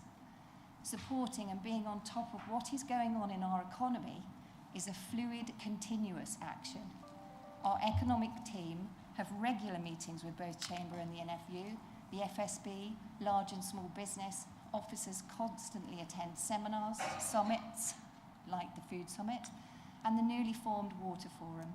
And I would invite Councillor Richardson and Councillor Whitehead and other councillors to go to our team first to find out how involved our officers and Cabinet are. This strategy has formed 5 clear opportunities for growth and established 18 priorities under people, place and prosperity. We have also ensured that we complemented existing strategies such as carbon reduction, well-being and local planning, to name a few. Again, I am hoping it shows we listened. Mid-Suffolk is a great place to start a business, and we are a place that is there for both its people and planet's needs. We want to nurture and grow that perception. Our approach is to create an economy that serves its people's needs in a sustainable way to make a great place to live. We have many exciting opportunities on the horizon, from investment with our largest town to the development of our Skills and Innovation Centre, which will impact on all of Mid-Suffolk, along with the establishment of more rural transport, such as the taxi bus and Rural Connect.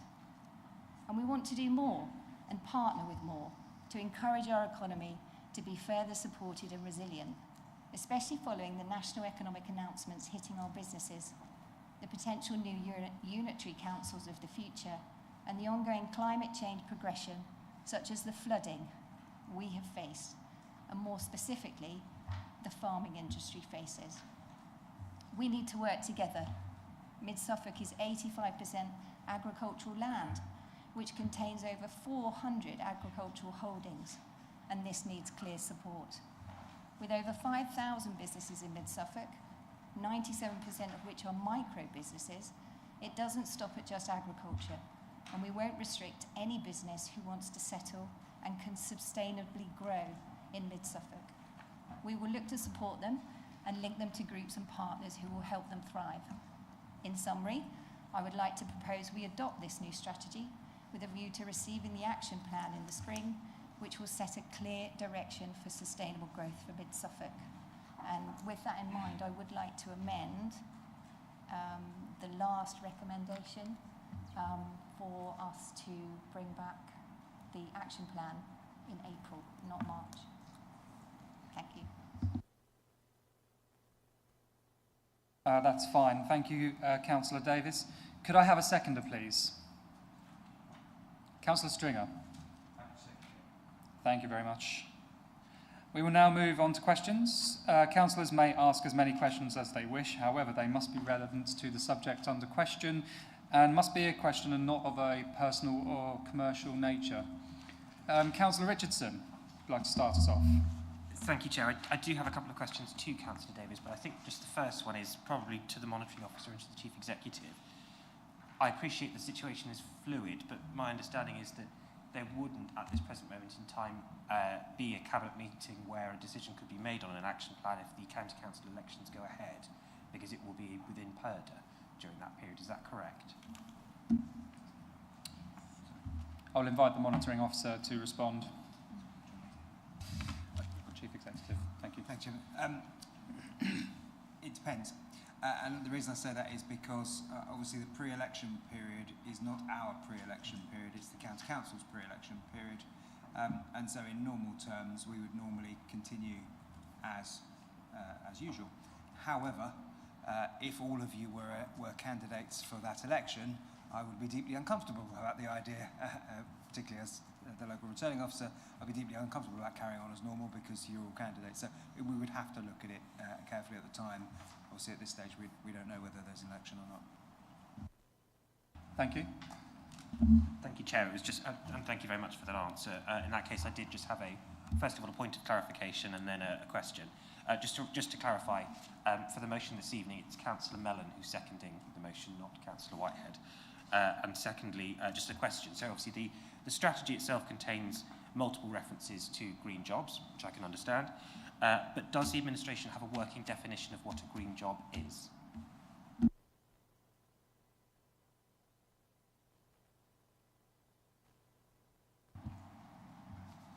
Thank you. Just for clarification purposes, I was referring to the first motion as it stood, not the revised one. In answer to what is a green job, I would say that I don't think we have a dictionary definition of one yet, do we? I would recommend that it would be one that is sustainable in every aspect, as far as we can make it so.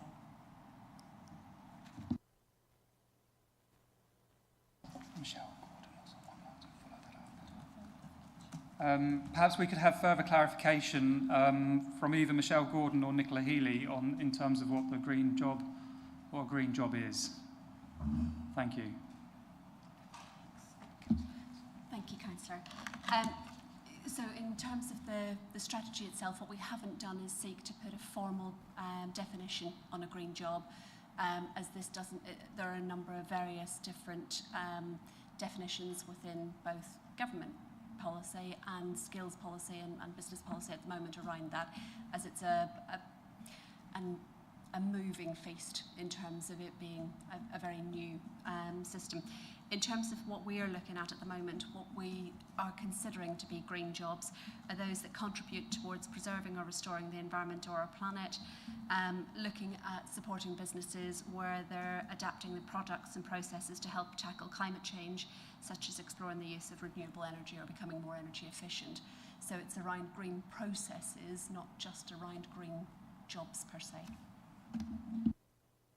And perhaps to add, including businesses that work within the circular sort of economy as well. Excellent. Councillor Hicks, you have the next question. Thank you very much. Just a quick one, really. On page 25, there's a picture of a hotel called the Black Boy Hotel.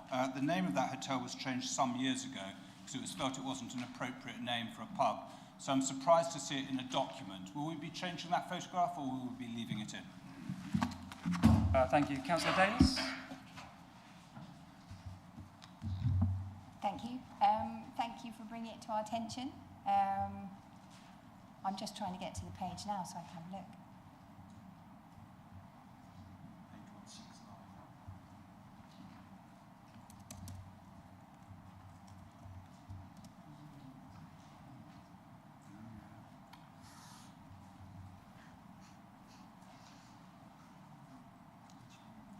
I will refer that to our comms team.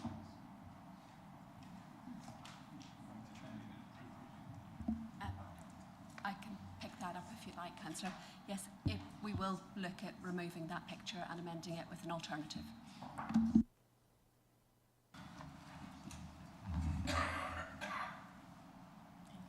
Any further questions? Councillor Rowe? Yep. I was wondering if there's any plans through this strategy to help businesses with kind of succession planning, because you get businesses which are kind of popular on the high street and things, but they end up kind of closing or moving because the owners end up retiring or there's a change of circumstance. But it'd be kind of a viable business if there was a support into like helping it carry on, but with different people running it. Thank you. Councillor Davis. Thank you, Councillor Rowe, for your question. I would ask and encourage everybody to attend our workshops and drop-ins that we will be doing on the 18th of February in regards to the more detailed nuances of what the strategy will provide. Succession planning is something that our team will definitely look at in the way of what support we can do. There are obviously a number of specifics. If there's questions on the strategy, I can ask them. If there's questions on the action plan, I would like you to bring them to the drop-in on the 18th of February. So please put that in your diary. Thank you very much. Any other questions? Councillor Walters. Thank you, Chair. Thank you, Councillor Davis, for this report. Two questions for me. Well, one question. In the opportunities that you lay out from the research and the 5 key opportunities, I wondered how we as a council in our procurement are supporting local business and championing local food production. What are we buying as a council from local businesses, whether that be Ipswich or Stowmarket or, you know, yes, we're mid-Suffolk, but let's champion local business. And then in the 5 clear opportunities, which are clean growth, circular economy, supply chains, enabling infrastructure, etc., what are we doing as a council for supporting the circular economy and supply chains? So how are we consuming and reusing and returning and not throwing away? Thank you very much. Councillor Davis, would you like to respond? I don't know if I can. That's quite a massive question. Okay. In regards to our procurement, we have now incorporated social value. In regards to the green economy, I don't know if my colleague, Councillor Weller, would be more fait with what the council's actively doing. But our action plan for that is also online, for how we're helping with carbon and clean growth. I will ask Michelle if she can help me here. Thank you, Councillor. So I will refer to my colleague as well, the Head of Procurement and Commissioning, who we work very closely with. So part of the priority and the opportunity around the circular economy and supply chain support is around the work that we're doing on the social value asks of the council, alongside reviewing all of our procurement and local spend with local businesses. So whilst we recognise we're not quite there yet and we don't have all of the answers around exactly how much we're spending locally, what we do know is that through the work that we're doing in the development of the action plan and the cross-council work with alongside our colleagues, we will be including this in the action plan and looking at how we can improve our the council's spend within the districts and our support for local businesses.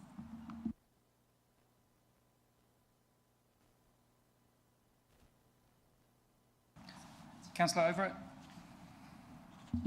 Thank you, Chair. Will our strategy be offering any kind of support to the small businesses in our villages that could be negatively impacted when new service complexes are built off major roads nearby? I'm thinking of long-established cafes, family-run filling stations and small stores who could suddenly be facing stiff competition from national brand facilities just a mile or two down the road. The previously mentioned Euro garage services off the A14 halfway between Elmswell and Woolpit is an example that immediately comes to mind, where if needed a level of support from the district could make a world of difference. Thank you.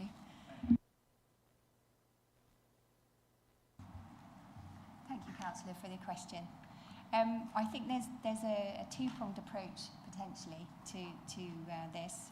Our economic team have the ability to consult with applications and would put forward and look at the business cases for each of those applications.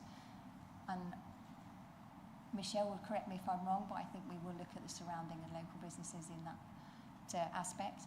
In addition to that, with regards to neighbourhood plans for planning and exemplifying that parish, that district, that town and what they want for their economy would also play a good, strong part in the planning application of, for example, a garage with shops.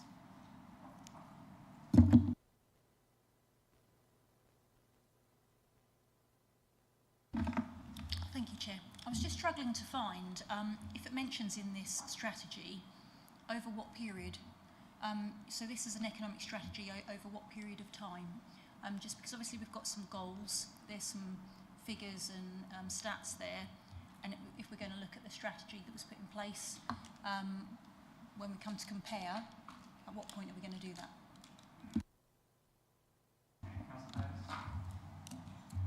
Thank you, Councillor.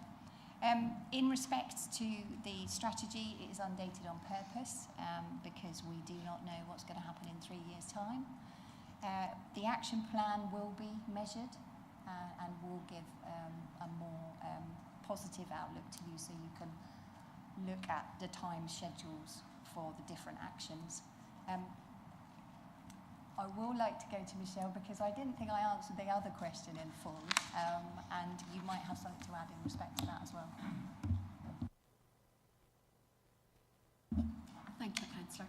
So yes, if I go back to Councillor Overett's question, in terms of looking at support for small village shops and services, what we can't do within the planning process or within any of our services is restrict competition, but what we can do is enable the businesses that are within our villages to access support and guidance at the right time and potential funding to allow them to be able to compete at the right level, but also to potentially look at reshaping their services that make them more specialist and support their ability to be able to continue to operate locally.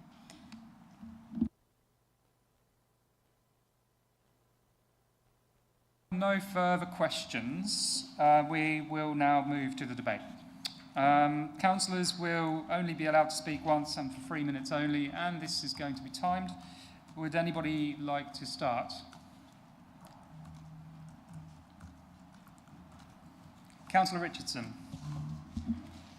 Thank you very much, Chair, and thank you, Councillor Davis, for introducing this paper and to the officers who have produced it. I think it's right that Mid-Suffolk follows Suffolk County Council in producing an economic strategy, albeit one that's tailored to our specific needs whilst aligning ourselves to county-wide objectives. Likewise, the logic is sound in transitioning away from the original COVID recovery plan and looking ahead to the future. The challenges that are identified in the strategy do feel like the right ones, and broadly speaking, the objectives reflect the nuances within our district, particularly around food production. I must say I was particularly relieved to see Freeport East playing a key role in this strategy. I recall vividly when the previous Conservative administration proposed that Gateway 14 become part of the Freeport, Green councillors objected strongly, claiming it would become, and I quote, an onshore tax haven. So it is reassuring to see that you've now recognised the immense value of the inward investment and job creation that the Freeport represents. But whilst I commend what's in this strategy, I am also a bit disappointed about what isn't.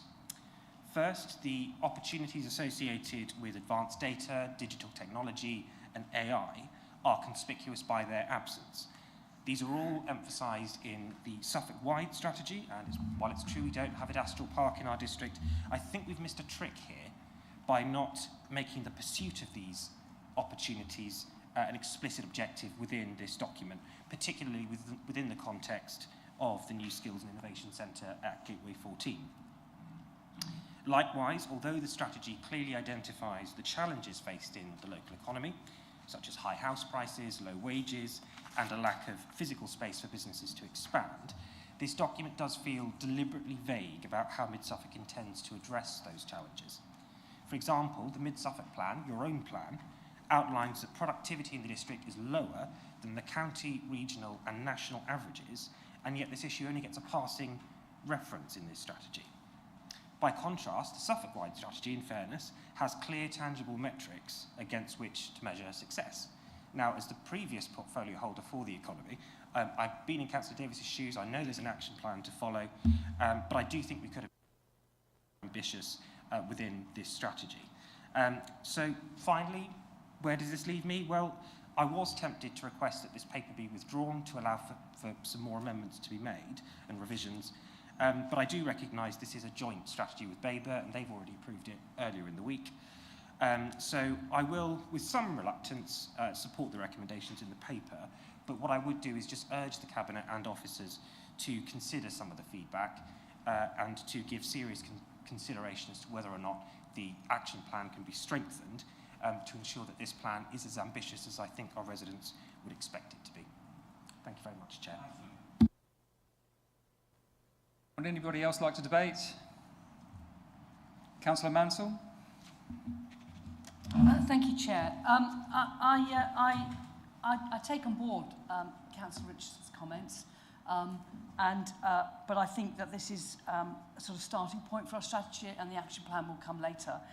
But I do worry a little about the challenges that any economic growth will bring to a rural district. One of the biggest complaints that we get from our residents is that, you know, we have an awful lot of lorries travelling down unsuitable roads, and it's great that there's a phrase in that strategy about enabling infrastructure, but we have an outdated infrastructure already that isn't coping with the demand for the traffic, the infrastructure, and even if all that traffic is electric vehicles, it's still traffic, it's still going to cause congestion, it's still going to cause wear and tear on our roads, and we as the district don't have a lot of say in highways. So although we might be enabling it to happen, there's no guarantee that we get the infrastructure that our economic development strategy is going to require. But admittedly, it's a starting point. Let's hope that we can get some really good relationship with our highways colleagues, and actually get the infrastructure that this economic development and any other development we've got in Mid-Suffolk actually needs. It doesn't always happen, and I think it's a balance to be made. Yes, we want the economic growth, we want the jobs, we want the prosperity, but we do have a problem with traffic. Thank you. Anybody else like to add anything? No? Okay. Councillor Davis, would you like to add anything? Thank you. Thank you, Chair. I will, and we all will, take on board everything that has been said today. I would also emphasise that digitalisation, for example, has been mentioned on page 23, priority 4. I would definitely invite Councillor Richardson to come along on the 18th of February and provide detail to the worries that you have. And definitely we're needing to be having big partners with regards to, for example, our rail network in order to reduce our traffic. And it's not something that we shy away from, and it is a big plan. Thank you. Davis, just wanted to acknowledge all the hard work and effort that yourself and the officers involved have put into that. It's a really good piece of work. So I will now ask the Acting Head of Governance and the Civic Office to conduct the electronic vote, please. Thank you, Chair. Members, that vote is now in progress. You might have to scroll down a bit to get to the blue line.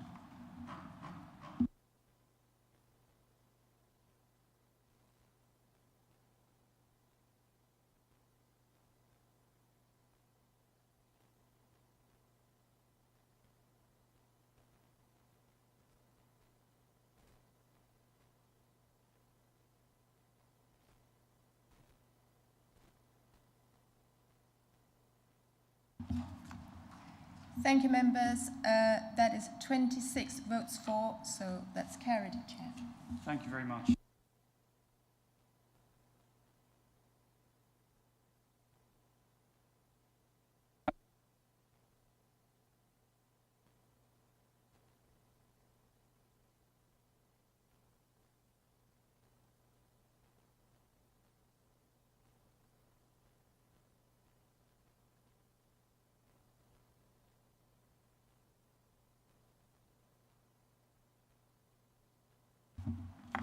Okay, the proposed changes to the contract standing orders ensure compliance with the Procurement Act of 2023, which comes into force on the 24th of February this year. Thanks to Katrina Browning, Head of Procurement, who's revising the Council's procedures and processes to be in step with the legislation. I have to confess the Procurement Act of 2023 has passed me by, and I have read up on it since, but it's actually got a lot of good things in it. It's really about improved transparency and access to information with all public procurement opportunities in one place, better visibility of procurement plans, engagement events and tender opportunities, greater visibility of who's bidding for what and who's winning larger contracts, simpler bidding process making it easier to bid, a new duty on contracting authorities to have regard to the particular barriers facing smaller and medium-sized enterprises, strengthened provisions for prompt payment, and a stronger exclusions framework to take tougher actions on underperforming suppliers. So all good things, I think. Appendix A in the report is the new standing orders, and Appendix B is how you got from the old standing orders to the new standing orders. So the standing orders really are overarching principles to work within. The details of how procurement's actually undertaken are outlined in a thing called the Procurement Manual, which is currently being worked on in parallel in time for the deadline of the 24th of April. And staff would tend to go to the Procurement Manual rather than the standing orders for understanding the detailed processes.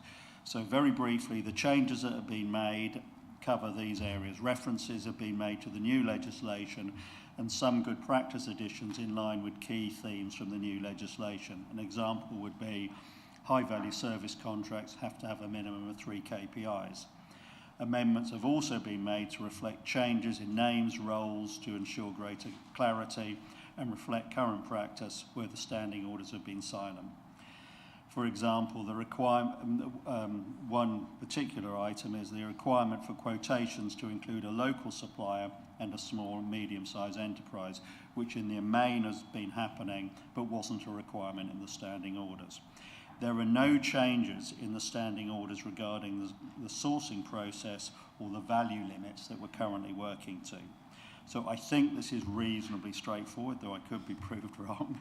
And I'd like to move the recommendation MC 2437 contract standing orders that the changes to the Council's contract standing orders as set out in Appendix A be approved. Thank you. Thank you, Councillor Winch. Could I have a seconder, please? Councillor Mellon? Yeah, happy to second, Chair. Thank you very much. We will now move to questions. Councillors may ask as many questions as they like. However, they must be relevant to the subject under discussion. They must be a question and not of personal or commercial nature. Would anybody like to ask a question? Councillor Hicks? I'm really sorry if this is a dumb question. So I'm just want to check that I'm clear. So is there another document then that shows how the social value makes up different percentages of when you go out to procure, or have I missed it in the report? So often you have social value carries 10%, and they make up different percentages so that when you get bids coming in for procurement, you can weigh them up and compare them. I mean, I'll get Katrina to come in, but that's another level of detail. In the contract standing orders, we're really at a very high level. There's not very many bones in there. Do you want to come in?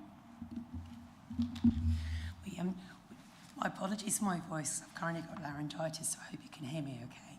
We approved our social value policy in July last year, and in that policy it recommended that we consider a 10% weighting.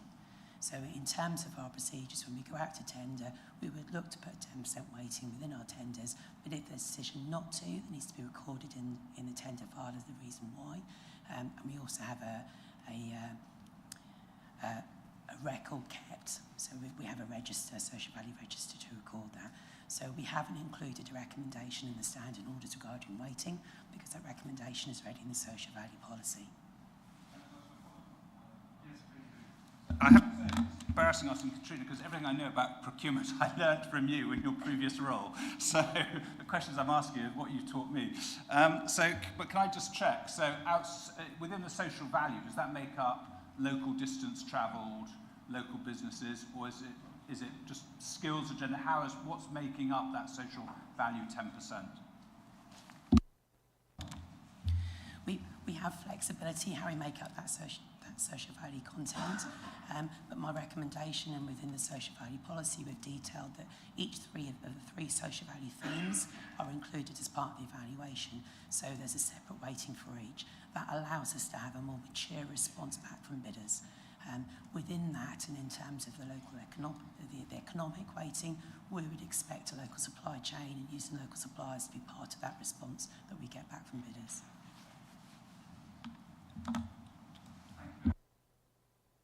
Questions?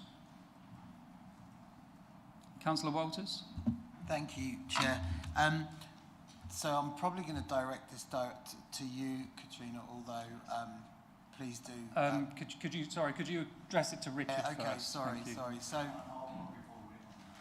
So I'm thinking within that social value, 10% weighting, how do we measure ethical content?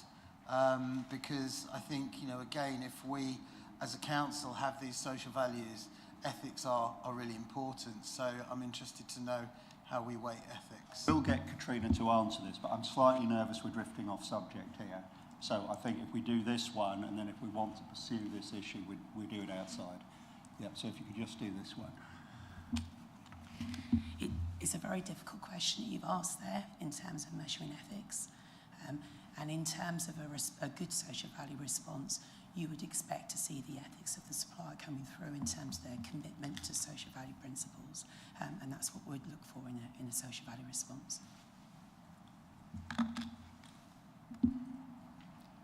Thank you. Any further questions? Okay. As the questions have finished, we will now move to debate. Councillors will be allowed to speak once for 3 minutes, and this will be timed. Would anybody like to say something? Councillor Walters. Yeah, I'm just going to follow up and just say I'm really delighted that we're doing this and improving the way that we procure and the measures that we put in, supporting local business, supporting SMEs, supporting those village shops, you know, and if there is anything that we can do to help local businesses when bigger businesses come in, so be it. So I'm delighted to support this this motion. Thank you. Thank you very much. Councillor Weller. Thank you, Chair. I'm not going to disagree with Councillor Walters, but I just want to make the point that what this does is ratify by bringing into law some of the best practice that we've in fact already been doing. So I don't think it's necessarily going to be bringing in new practice, but it will be making a requirement that much of the practice that we're already doing as a best practice measure at the moment. Thank you. Councillor Winch, would you like to add anything? No, thanks. Thank you. I will now ask the Acting Head of Governance and Civic Office to conduct the electronic vote. Thank you, members. That vote is now in progress.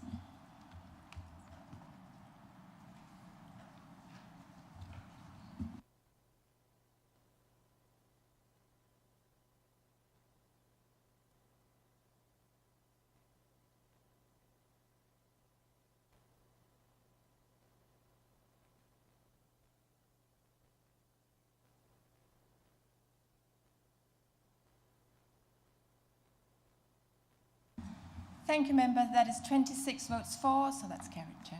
Thank you very much. We're going to consider the motion on notice received from Councillor Richardson. I refer you to the motion in the tabled papers. Councillor Richardson, would you like to move your motion? Thank you very much, Chair. I'm grateful for the opportunity to propose this motion outlining our objections to the government's changes to agricultural property relief and business property relief. I'm also grateful to Councillor Mellon for agreeing to second the motion this evening, and I will try and be as brief as possible, as I hope the motion itself is relatively self-explanatory.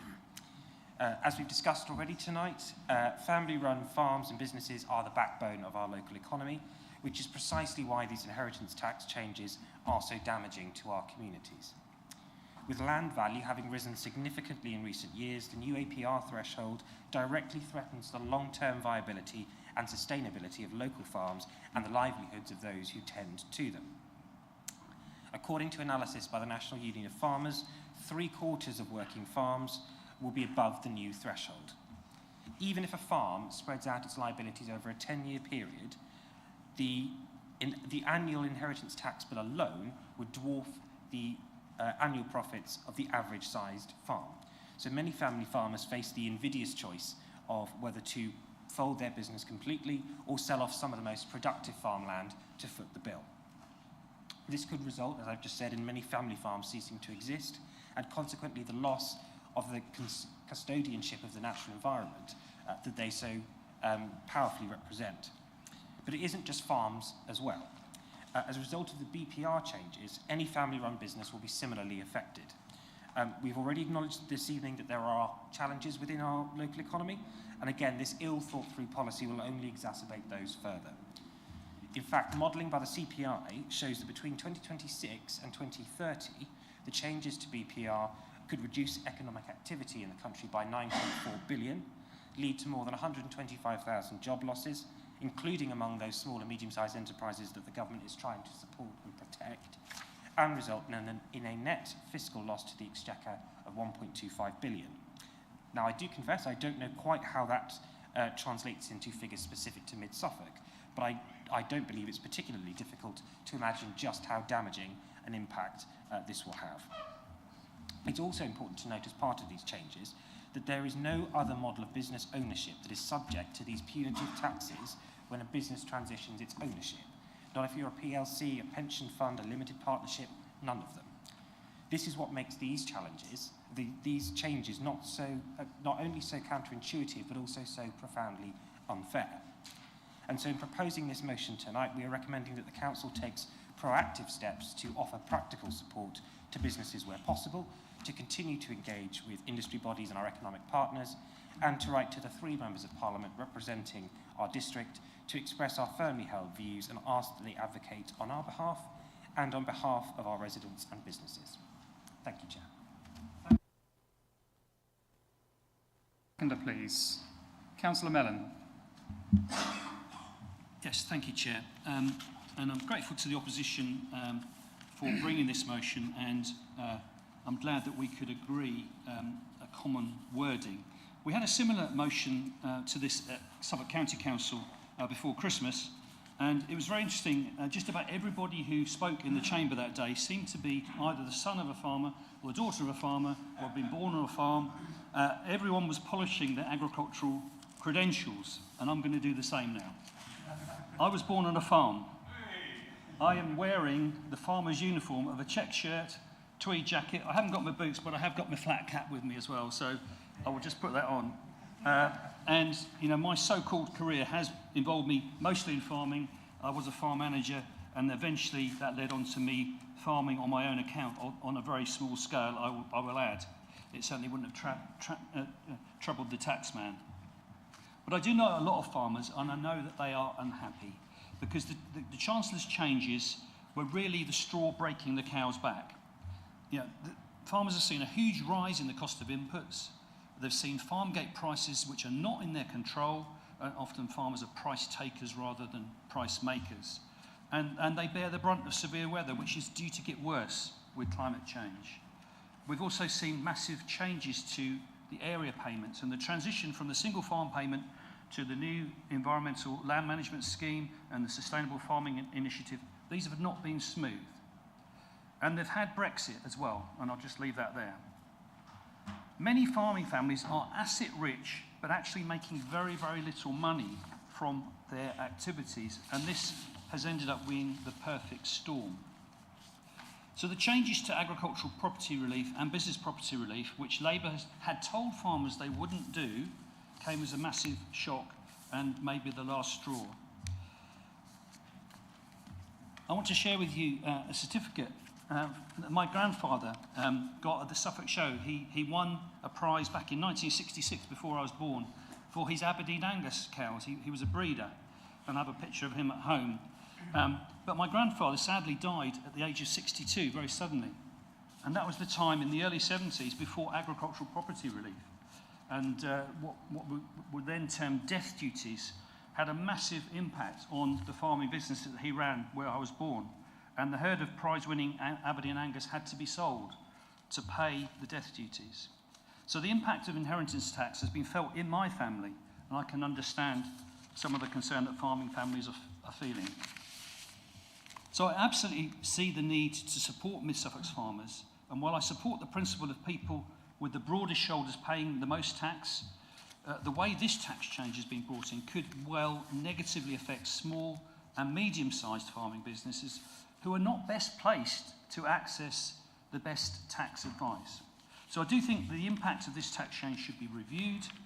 I'm very happy to work with partners on this. We do meet regularly with the National Farmers Union, the Chamber of Commerce and others, and also with our MPs. I haven't yet met Patrick Spencer, but when I do, I'll have the opportunity to discuss that with him. I do understand that Peter Prinsley, our Labour MP, voted for these changes. I have discussed this issue at length with Adrian Ramsey, the Green MP for Waveney Valley, and I know he's spoken to many farmers and also set out his opposition to the measures in a recent article in the East Anglian. So to sum up, happy to see this motion. Glad we've agreed the wording across the House, and can I encourage all members to support it? Do well. Farmer Mellon.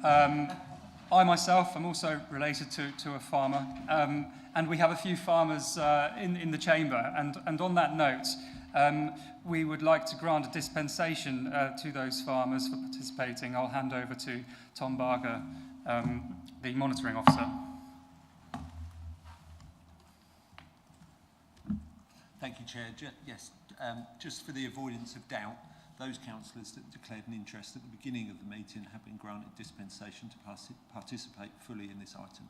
Thank you. Thank you very much. We can now move on to questions. No questions. We'll move on to debates. Councillors will be allowed to speak once and for 3 minutes, and this will be timed. Councillor Rowe.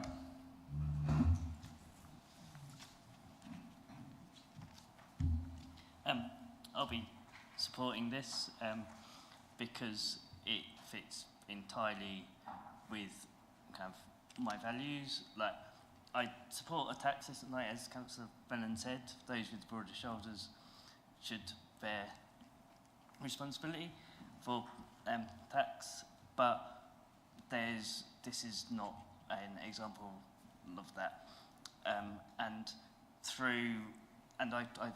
As we've seen from the economic plan and our social value procurement,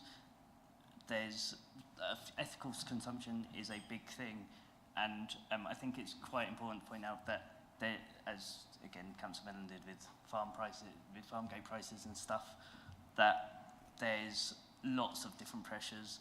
And I was talking to a farmer like around Christmas and about the price of veg around Christmas, where you get it for pennies, and they don't get very much from that, funny enough, because it's very little.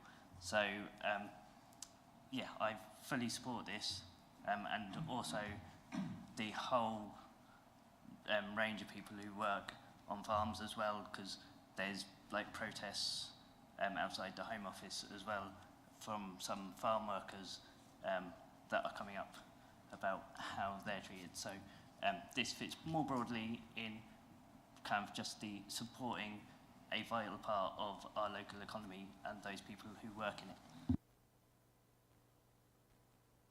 Very much, Councillor Rowe. Councillor Winch. Yeah, I'm not a farmer, but I am interested in taxation and economics. So I am a big supporter of increasing taxes on wealth because we've attacked income too much, and we need to look at how we can tax wealth. But this tax seems a very, very curious way about going about the problem. And I've got 3 problems with this tax. Number one, it's not thought through. So there's been no consultation. I find it absolutely amazing that there wasn't any consultation. We've got disputes about the numbers involved, and we've got complete confusion about is it 1 million or 3 million or all these numbers. So it just has a bad feel. The second thing is that if you introduce a tax on a farm and you don't want to break the farm up, and you introduce this kind of inheritance tax, what you're basically doing is creating a tax on farm income for the next 10 years. It's like putting a tax on the income. But the most important thing is that farming is a very unique economic sector. There's no other economic sector that's based on intergenerational families. It's very unusual. And we really need to be very careful about how we treat this sector. The other thing is, farming is central to a huge number of society issues: climate change, improving the rural environment, food security, and something that's dear to my heart, the food system, which needs radical change. And we really need a vibrant farming sector if we are going to make progress in this area. And I think that this tax is come through from the idea that we need to get more tax, fair enough, because there's so many social issues that we need to combat. But it's actually placed in the wrong place. And there are plenty of other areas, I won't go into them, but I've got a list in front of me where we could go to get potential revenue other than doing this tax. There are other types of wealth tax. And I will be voting in favour of the motion. Thank you very much. Any other comments or points? Councillor Hardingham. Sorry, Hardingham. Getting mixed up.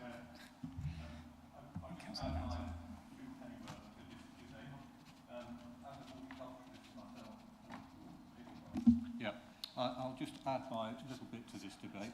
I consider food security to be a crucial responsibility of government, and in particular we in Britain are very vulnerable on fruit and vegetables. I say that as a horticulturalist myself. This proposal from the government will not improve this situation.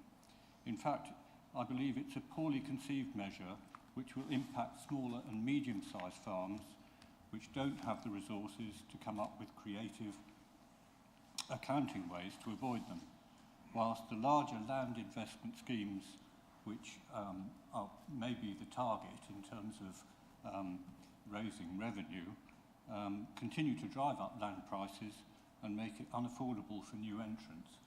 And I think the farming industry desperately needs new entrants who can find land at affordable prices so that they can bring new ideas and new innovative techniques into farming. Thank you. Thank you very much. Councillor Mansell. Thank you, Chair. I would actually just like to thank the previous speakers because I really wasn't sure about this motion. I'd like to thank the work that's gone into the wording of it. I just have one thing I'm still unhappy about, and that is the fact that we seem to have sunk so low as to use the emotive language of the media in our council papers with the word family farm tax. You know, we don't refer to other things, other taxes that we debate on. We don't use emotive language for them. I think that was a shame that that was left in. We shouldn't be encouraging media hype with emotive language. But thank you to the previous speakers who have helped me to make up my mind that I will support this motion. And when I first came into the chamber, I was sitting on the fence. So thank you. Thank you very much. Councillor Caston. Thank you. I wasn't going to speak on this, but I thought I would. Another government policy that will make a lot of people, hard-working people, lose their jobs. But we'll talk more about that in the next meeting. The business property relief as well. I don't think this is just about agricultural property relief. Business property relief is there's lots of other businesses that are very marginal like this. But I just wanted to give you some figures. I don't want to stand up here and say, as a farmer, this is really terrible for us. I want to be realistic about it.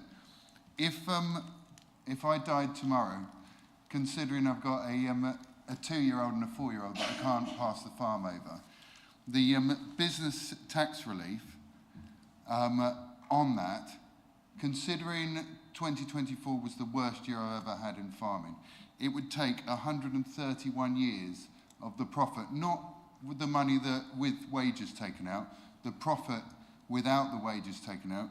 It would take 131 years to pay that inheritance tax bill with that. This will absolutely destroy the farms in our community if it carries on. I'm hoping that governments will change and I'll survive long enough to do that.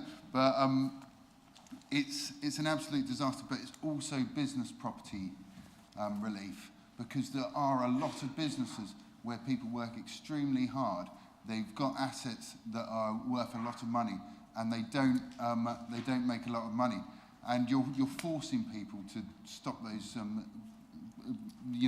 sell those businesses to cover the inheritance tax. And fully support this, of course. You know I'd support this. And I'd like to thank Councillor Richardson for bringing this motion in. Thank you. Councillor Warboys. Thank you, Chair. I thank Councillor Miller for his support of this motion. It has actually convinced me that I should actually support it as well. I have to go back to my great-grandparents before I found a farming connection, though. I'd also like to thank Councillor Caston, and may you live long and prosper, so you can avoid paying the tax. Wealth tax has always been unpopular. It was first introduced after the Napoleonic Wars. And I remember seeing a print from that period which was entitled Selling Up the Family Farm. And it was a scene of the sort of goods and chattels, if you like, of the family farm being loaded up onto hay wagon with children and everything as their farm had to be sold to meet death duties. I am very aware of the important role farming plays in our communities. And I think I'd like to acknowledge the farmers who recognise their role as stewards of the land. And I think that sort of covers what we've said about farming and the environment and the food supplies. And this stewardship includes being able to ensure a successful succession to the next generation. So I think that is really important and we should support that. I do think this piece of legislation, I think its intention was perhaps to sort of, was targeted perhaps at those who are capital rich and are wishing to avoid paying tax, inheritance tax.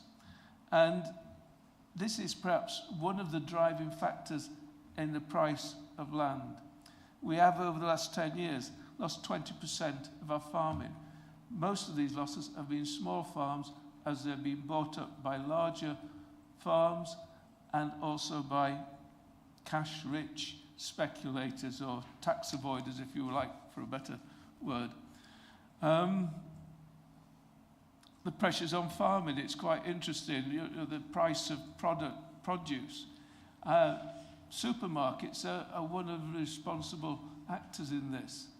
And it's quite interesting there that opposing this legislation as well, it doesn't cost them anything to sort of support the small farm in this case. So I think, to sum up, I think this is a case of a very rushed piece of legislation by a government trying to raise taxes that it hadn't initially sort of decided it wouldn't do. It's in order to cover, if you like, the black hole it has found in the ongoing taxation. So, like any rushed pieces of legislation, I think it's very appropriate to ask the government to review the consequences of this. Thank you. Councillor Stringer. Very briefly, I don't want to repeat too much of what's said. I won't go back through my family's farming credentials, but they are odd and varied. Taxation was always described as being able to pluck the most feathers from the goose with the least amount of squawking. Well, this particular tax move, I think, has failed desperately on that. The goose is well and truly squawking. And I think there's some reason for that. I don't necessarily think all of the fury about this tax is just about the inheritance element. I think it has been, as Councillor Mellon said, the straw that broke whatever agricultural animal you want back, because there has been a history of taxation and procurement policies that have disaffected farmers and also put them at a disproportional disbenefit in trying to actually make their businesses work and provide a vital service in providing food, but also being looking after our land.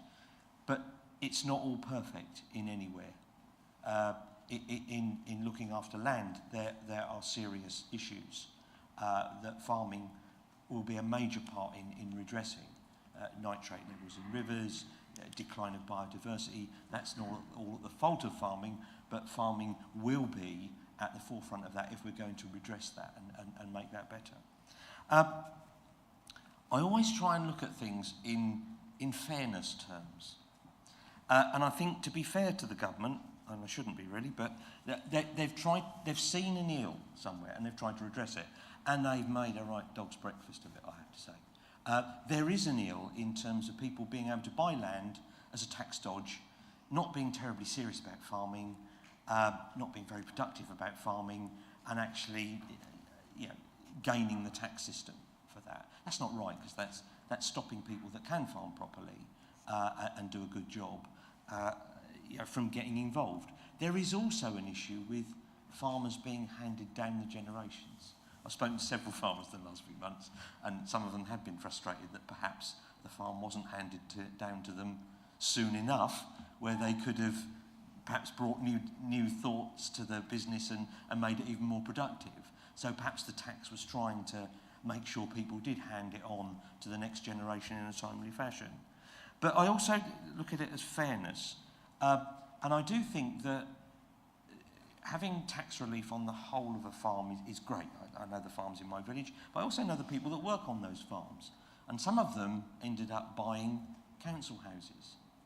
Another problem we did earlier. But when those families that work on the farms come to die and they hand that building on, they will be charged tax on that. And they're part of that industry as well. So if it's fair that they have to pay some kind of tax at death, then there must be something on the residences. So I think, but you know, that's not the policy we're looking at here, and that's not the policy that was sketched up. So I will be voting for the motion, and thank you for putting it. But I do think there needs to be some kind of fairness put into our taxation, and also the support that recognises that food production, sustainable food production, is an absolute necessity, not just a luxury. Thank you. Thank you. Councillor Hicks. Thank you very much. And I apologise because I'm going to repeat some of what I've said previously on this debate. But I think we all recognise that Mid Suffolk as a district is a wonderful location to live within Suffolk. And actually across our district and wider, there's some really proud farming heritage that goes back many, many generations. And I hear it as I'm out and about in the area I live. To me, there is no doubt that the changes to the agricultural property relief that the Labour government has announced does create a family farm tax. And actually that threatens the viability of many of Suffolk's farming sector, and also, as I said earlier, threatens our nation's food security. Now, I'm not a farmer. I've never claimed to be a farmer, but my partner's is a farmer's son. As are many of my colleagues here. And actually, the debate around this, around the kitchen table, has gone on for many a night, late into the night, because it has caused huge worry to the farming sector from across the country. Just in Suffolk, we know that it could impact 2,500 farms. I don't have that figure just for Mid-Suffolk. And the NFU believe that 75% of working farms here in Suffolk could actually be threatened by this family farm tax. So 75% of farms, that's a huge number, and actually that's an appalling number and an alarming number. Suffolk's MPs, I do want to touch on them. I'm pleased to see that the Conservative MPs were unanimous in their opposition to this cruel policy that does threaten farms here in Mid-Suffolk. Really disappointingly, the new Labour MPs, who represent really large agricultural areas, voted with the government to impose this new tax on the farmers here across our county. Adrian Ramsey did not attend, the Green MP, but he does say he would have voted, he would not have voted, he would have abstained for the vote regardless if he'd been there. Again, disappointing as he represents one of the largest farming constituencies. And I think we need to point out that the other Green MPs actually voted with Labour. The MP for Bristol voted for the family farm tax. The Green MP for Brighton voted for the family farm tax. So we need to point that out. The Labour government clearly may not see what is special about our farmers and not recognise this undue stress and pressure they put on them. I think it's really important we do protect our countryside and we work with local residents can be assured that we here at Mid-Suffolk absolutely will support our farming community and recognise that very special identity. Thank you.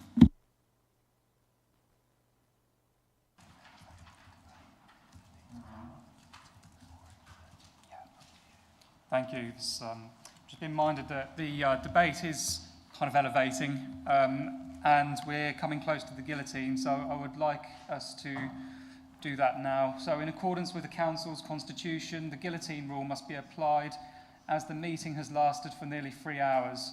May I have a proposer and a seconder for that we extend the meeting to the business on the agenda has been completed. A proposer, please. Councillor Davis, and a seconder? Councillor Richardson, yeah, so all those in favour by show of hands, please. Excellent, that's carried, thank you very much. Now we can continue with the debates. I think Councillor Patchett was next. Would you like to speak? So, yeah. We've just voted on extending the meeting. Okay, well, I thought you were shutting down the debate. Thank you for bringing in the motion. It's nice that you have actually brought a motion in. It's only taken you nearly 2 years. And 2 questions as well, so that's good.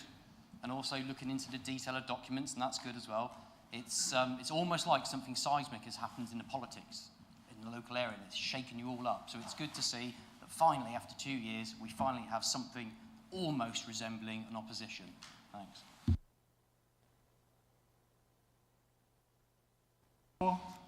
Would anybody else like to speak? Okay, thank you. I will now ask the Acting Head of Governance and Civic Office to conduct the electronic vote.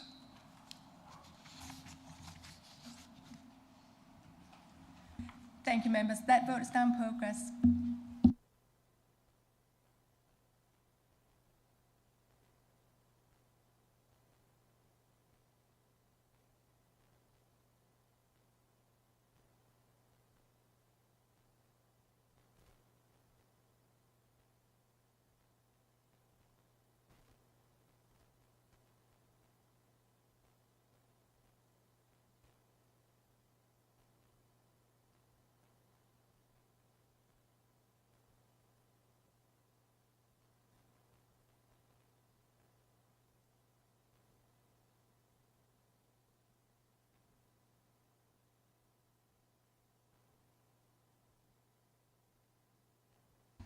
Thank you, members. That is 26 votes for chair, so that's carried. Thank you very much. Are there any changes to places? No? Okay. So, in that case, the next meeting is an extraordinary council meeting and is on Monday, the 10th of February 2025 at 5:30 p.m. We will be holding a joint meeting with Baber District Council, which will be chaired by both myself and the chair, Elizabeth Malvisi. I look forward to seeing you all there. I declare this meeting closed at 23 minutes past 8. Thank you.